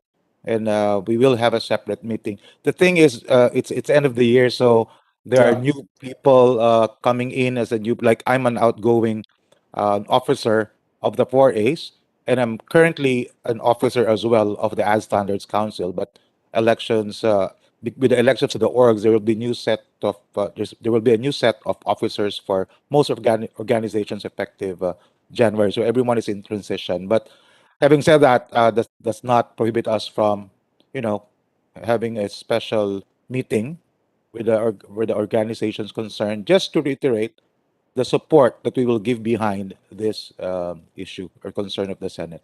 Your Would Honor. you recommend that we, in the next hearing, we invite representatives of PANA? Um, I would, Yes. in although right now you have members of the PANA, URC, and Asia Brewery here as well, but I think that would be a good idea Yes, as a yes. resource organization. Yes. Now, on the matter of, well, this is ad material and content, no, the 4As, and of course, this is by and large content for advertising of corporate brands. Is there a 4As or a similar 4As organization on political advertising, for example? Unfortunately, Mr. Chair, there's none. Yes, yes, yes. Yes, understandably so, because you are in direct competition of one another, Yeah. as you put all these ads together, and that might be a challenge. I'm only raising that because precisely if the advertising agency, based on the article written by Dr. Jonathan Ong, that there are advertising executives involved, no, in the structure of this information, and so how does that how do these, of course, personnel, no, these are not institutional this is not an institutional participation perhaps of the agency, it's a personal choice of these agency executives. So we're looking at how do you uh, and I say this, and I said this earlier in the previous hearing. There are, and it has been brought to my attention by a number of agency industry executives. And when he was alive, uh, one of the gurus of advertising, the advertising industry, Mon Jimenez, was in our conversations was expressing concern about how political advertising has created, and of course the disinformation that eventually we are now facing. He expressed concern. So my sense is there a way that the 4As can probably create precisely a separate entity or a separate network for self-regulation to address that? I'm not sure. No, you are the industry experts. You know how the industry works. We do have self-regulation for ads, media play content for for advertising, but none for political advertising, or no agency network self-regulation for disinformation. I'm sorry for I'm trying to grasp, the role of some on a personal basis, because the article has actually spelled that out. On the top of the hierarchy of the infrastructure for disinformation are actually uh, small boutique agencies that have been created, separate entities or individuals. For Mr. Chair, for the mostly traditional advertising, political advertising done by, if for example, done by agencies as members of the 4As, um, it definitely there's an assurance that they abide by the code of ethics, because it will pass through the ASC as well in terms of the messaging. Yes. Um, but if there are, and most political ads, I believe from experience as well, big ones are less controversial in terms Yes. of the fake news, but more, Yes. I think it's happening really more on the social media That's right. platform Yes. and by individuals who are not necessarily part of the agencies. And if you're talking also of advertising executives, I will not deny that there are a lot of ex-advertising agency people who Yeah. who are doing have done political ads, and unfortunately, the 4As has no. It's not covered Yeah. we Yeah. do not cover them as individual as private citizens doing what we call sideline, no, Yeah. in Yeah. or their side job. So yun medyo we don't have any hold on them, Yes. to be honest. Yes. But we assure you that political ads that come out of advertising agencies as member of the 4As, that we can always look into. For example, is it's not really politically related, but there was a recent example, a campaign, for example, done one of by one of our members, and it's the first time that we really suspended them because of a message that is going against the moral principles of of the 4As and of the public as well. And we had the support of the other organizations in suspending them. So we are really conscious about messages like those. maybe moving forward, what would be self-regulation interventions in the digital space would be a separate digital ad. How do you call it? I don't know. Yeah. There, Network or organization, no?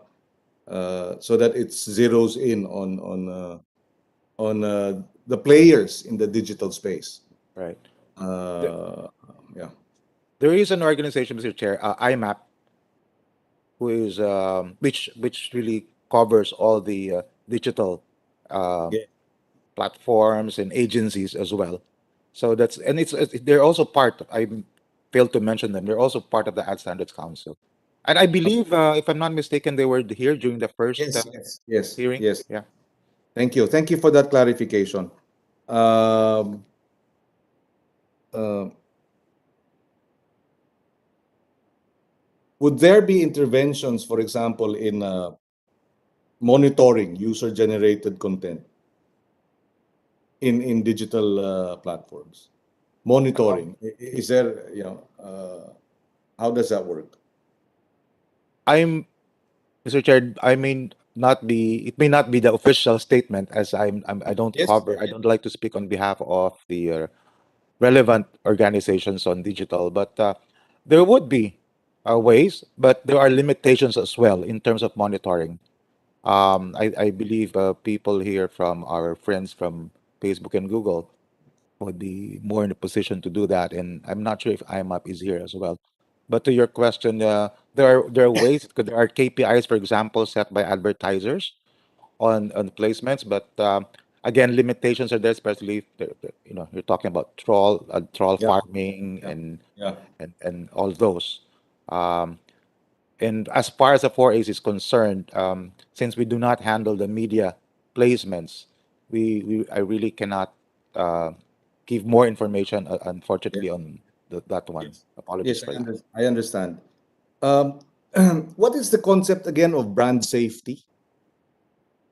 Brand safety. Yes. In other words, how to protect. If I understand it, no, that's how do Yeah. you ensure that your the brand that you have built, no, and have marketed um, would be secure and protected and safe. Well, again, on the advertising agency side, because we are in the service of our clients who are the advertisers, we always align messaging, everything with the Yes. companies, and each of the advertisers, they have their own set of code of ethics and Yes. corporate policies, etc. So we are agencies and their clients or the advertiser always aligned in terms of brand equity, safety, or whatever they'd like to keep as part of Yes. their brand equity. PANA and PMI, there are two marketing organizations. That's PANA and PMI, Philippine Marketing PMA, I'm so sorry, Philippine Marketing Association and PANA. So there are two different groups as well. Yes. So, and they have their own set of code of ethics as well to promote and safeguard the brands that are under their organizations. Yes, I raised that because, as earlier pointed out by Asia Brewery, for example, and URC, no, for URC, it's it's the first time they're finding out that their ads were coming out in these controversial platforms. No, so that I would like to think is a concern for brand safety, meaning allowing your ads to be associated with defamatory, libelous, hateful, insulting material. No? So maybe that too could be another vehicle wherein PMA and PANA could, strengthen its coordination to ensure kawawa naman yung URC, hindi nila alam na yung commercial pala nila ay napupunta dun sa mga ads na yun, no?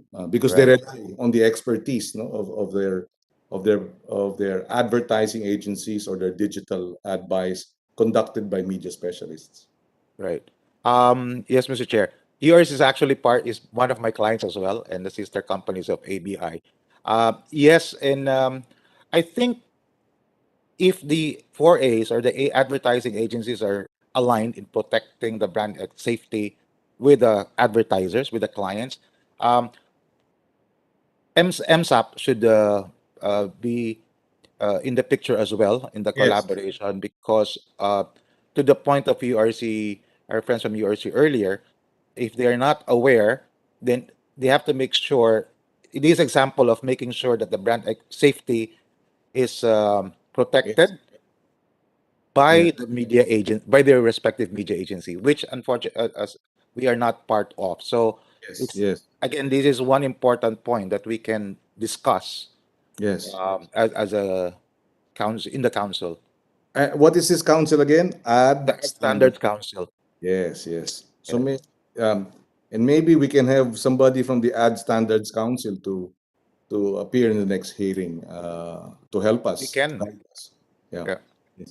Okay. I have no other questions, Alex. Thank you. Thank you. Your Thank you. inputs Thank you have been too. very invaluable. It's guiding. Mr. Chair, Yes. this is Rui Moreno. Oh, Mr. Moreno. Yes. Rui, yes. Yes. I have a question from for Alex and the other, Mr. Attorney Sipu, and for the other No, Alex is company. not a lawyer. Yes, I know, Attorney Alex, Attorney Sipu. Okay. Okay. And the other companies. As I mentioned to you, in my earlier life, I was with Procter and Gamble, and I remember at the time that the advertising agency was in charge of the media placement, of course, subject to the discussions or approval with the brand group of PMC, PNG. Is there no similar organization, or is the advertising agency or the media placement no longer reporting to URC or to Asia Brewery or whoever is the client? Or are you saying, eto, here's the budget, o bahala na kayo mag-placement kung saan niyo gusto? You know our products anyway. Is that how it works these days? For media, for digital advertising? That I should love be an Mr. answer. That should be the question directed to the media placements, no? But yes, go ahead. If you may wish to answer, Alex, go ahead. Yes. Hi, Mr. Moreno. The setup before, yes, majority before of the advertising agencies would handle the media placements as well, but time has evolved, and now there are a lot of separate media agencies handling directly the media. And the MSAP, as Mr. Chair has mentioned, is the organization that handles now the all the media agencies in the Philippines now in the advertising industry. So the answer to your question, yes, sir, there is an organization like the 4As who handles media, and that's MSAP. And the But advertisers deal with them as well. what I'm surprised about is it appears that the companies have no more control about the placements, whereas in the past, and even today, because I remember, I think it was the speaker from how do you call it, from Asia Brewery, who said that we want to protect our reputation. And precisely because you protect your reputation, you have to keep control of the placements. Because the impression I'm getting now, Mr. Chair, is the impression I'm getting now is that the companies are saying, well, we don't really know where the placements are done. We don't know who's, we don't even know why it's there in Lazada or wherever. No? And Yes. I think that is not the correct posture on the part of a responsible company. Well, Just my comment. yes. Thank you, Mr. Moreno. I share a similar concern, but precisely this, this new technology has been around for less than 15 years or 10 years. So it's really sabi nga nila, social media is like wild, wild west. So really, it's a... No, I completely agree, Mr. Chair. I respectfully and completely agree. Yes. But I'm just surprised that the companies seem to be saying, we don't have any we have no control. And they're the ones who have the money. So they're the ones who are calling the shots by saying, well, we won't give you the money for the media placement unless you tell us where it's going. Yes, if I may just respond to that. I also think, that given the expertise of this and the complications of algorithms and all that, digital technology, digital, how do you call it, language, many of the corporations, who are not adept at and who are not skilled or who are not digitally savvy, would therefore, as a matter of trust, allow the experts to take over. But yeah, Agreed. you're right. There are consequences to that. Precisely. And maybe precisely because of this hearing, maybe it'll be a wake-up call for these companies to put a tighter lid, so to speak, on the digital ad buys. That's my observation. No? Yes. Because I've been asking, and really the common response is algorithms kasi yan.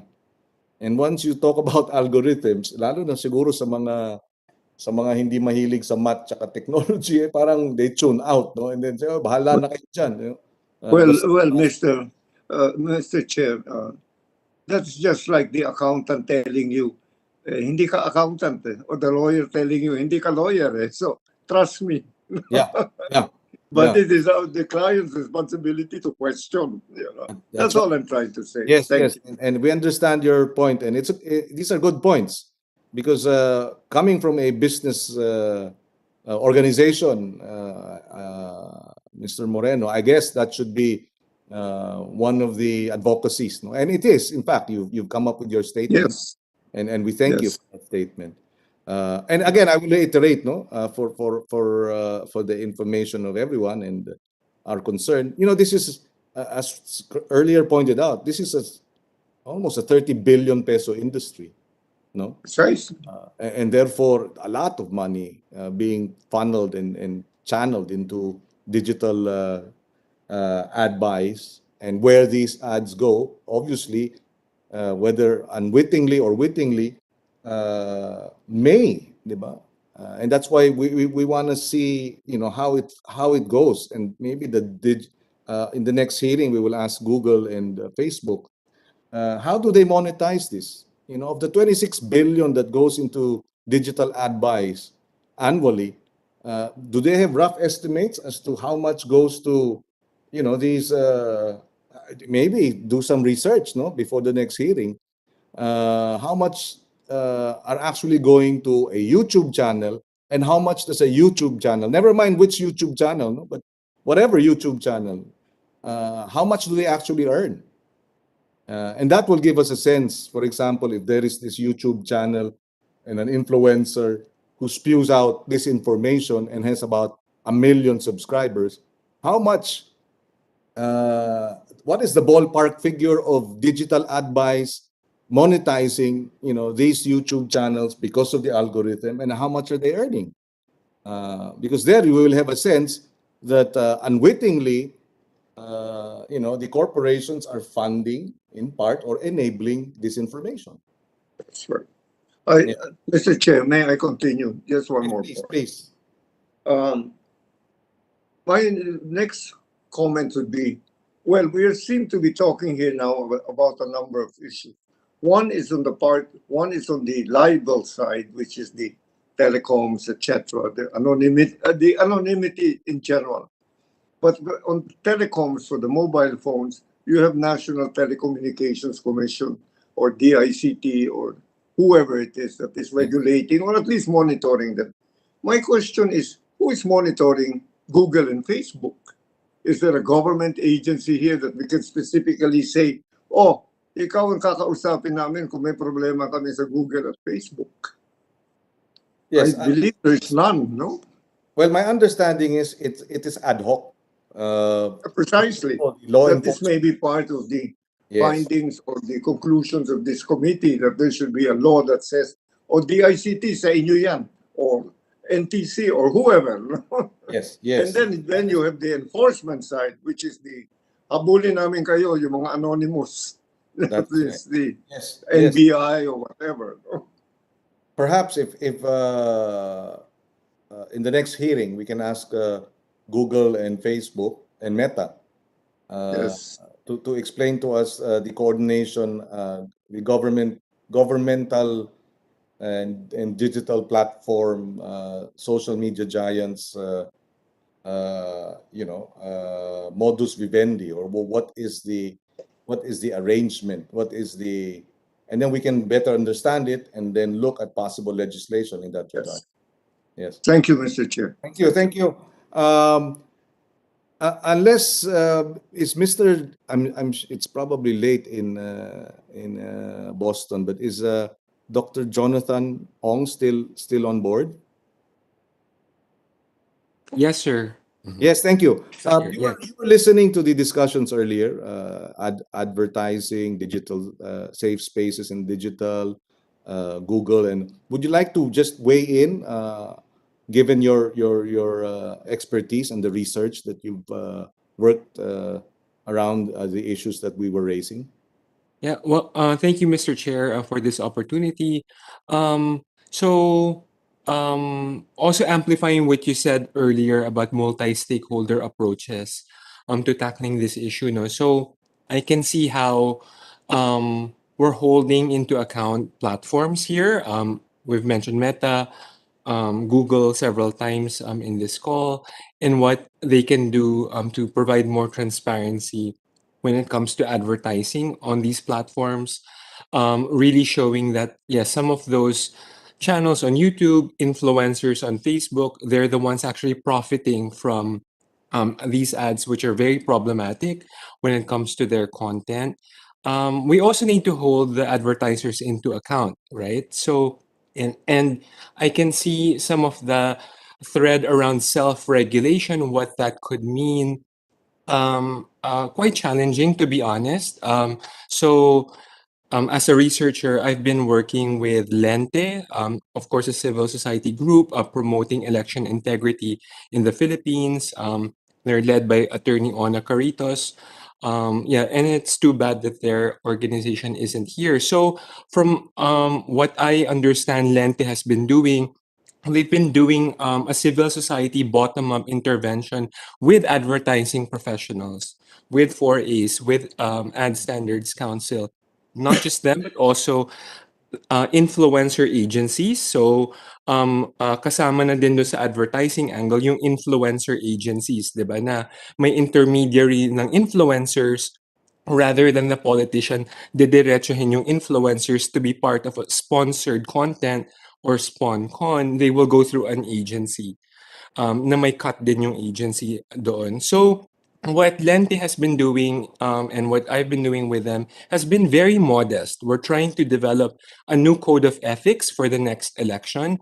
And there and this initiative, which we see as very modest, wala siyang regulatory or punitive or punishment kind of dynamic. But it's more like, let's get advertisers on board to say, let's do like fair campaigning, let's not do attack ads, things like that. Pero sobrang daming resistance to what we thought was a simple resolution by a civil society org. We heard responses from, and I won't name names, yeah, just for on purposes also to protect risky research. So some advertisers would tell us, our job is to skirt regulation, any kind of regulation, either top-down regulation or bottom-up approaches to code of ethics. And so I find that we need more investigation, both, yeah, from the top down, academic and journalist led as well, to engage advertising professionals. It is a real business, right? So corporate companies will be producing ads for corporate brands, but they will doing but they're also signing up politicians as side gigs. Yeah. And we need more transparency around this.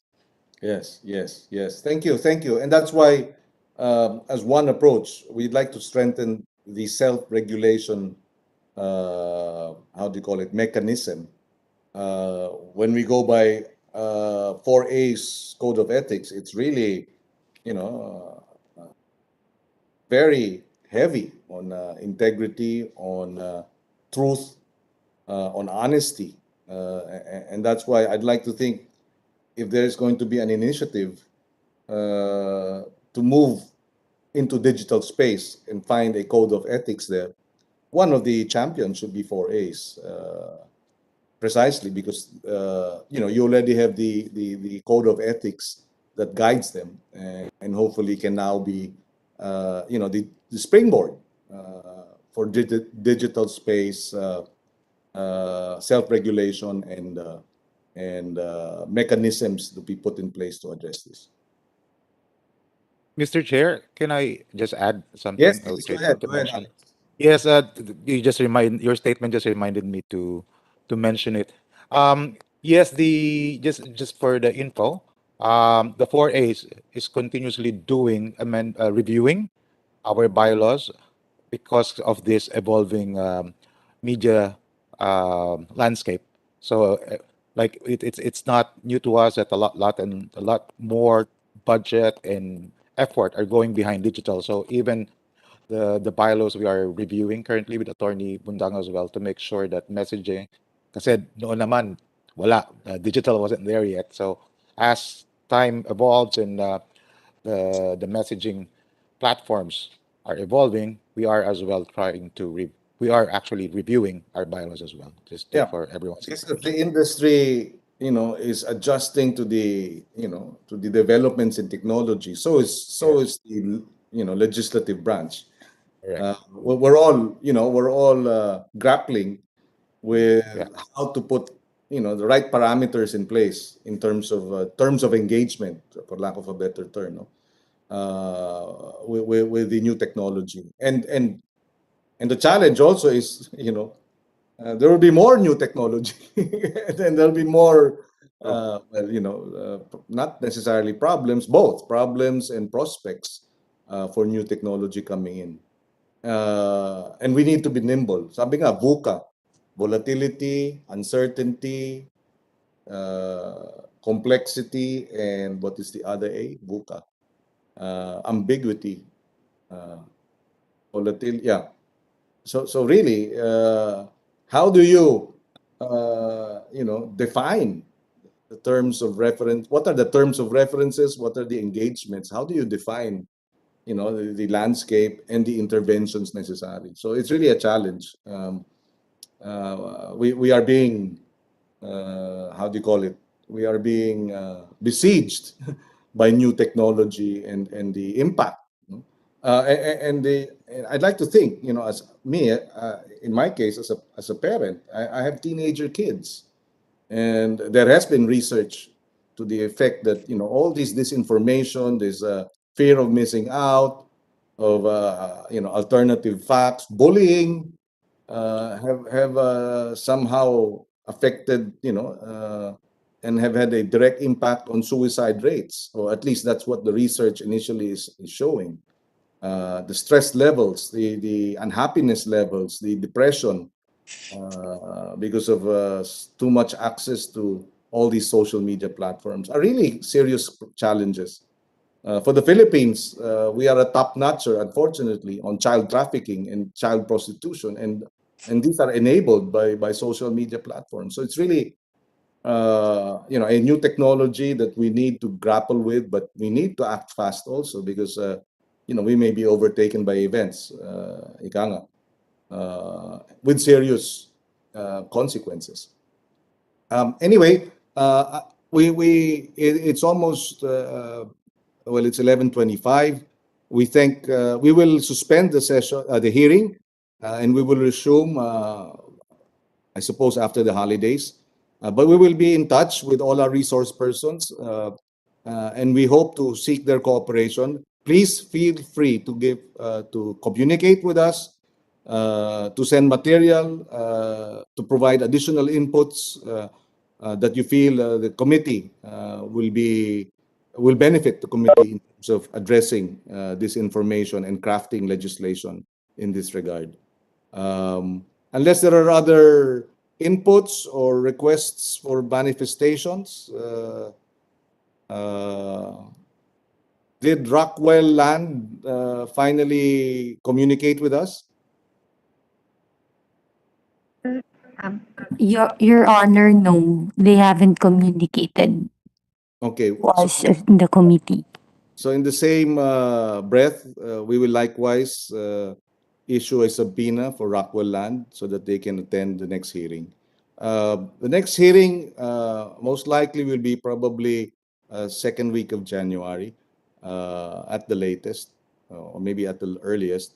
And we thank everyone for your time, your inputs. We apologize if a number of you have been present but have not been able to provide additional inputs if you so wished.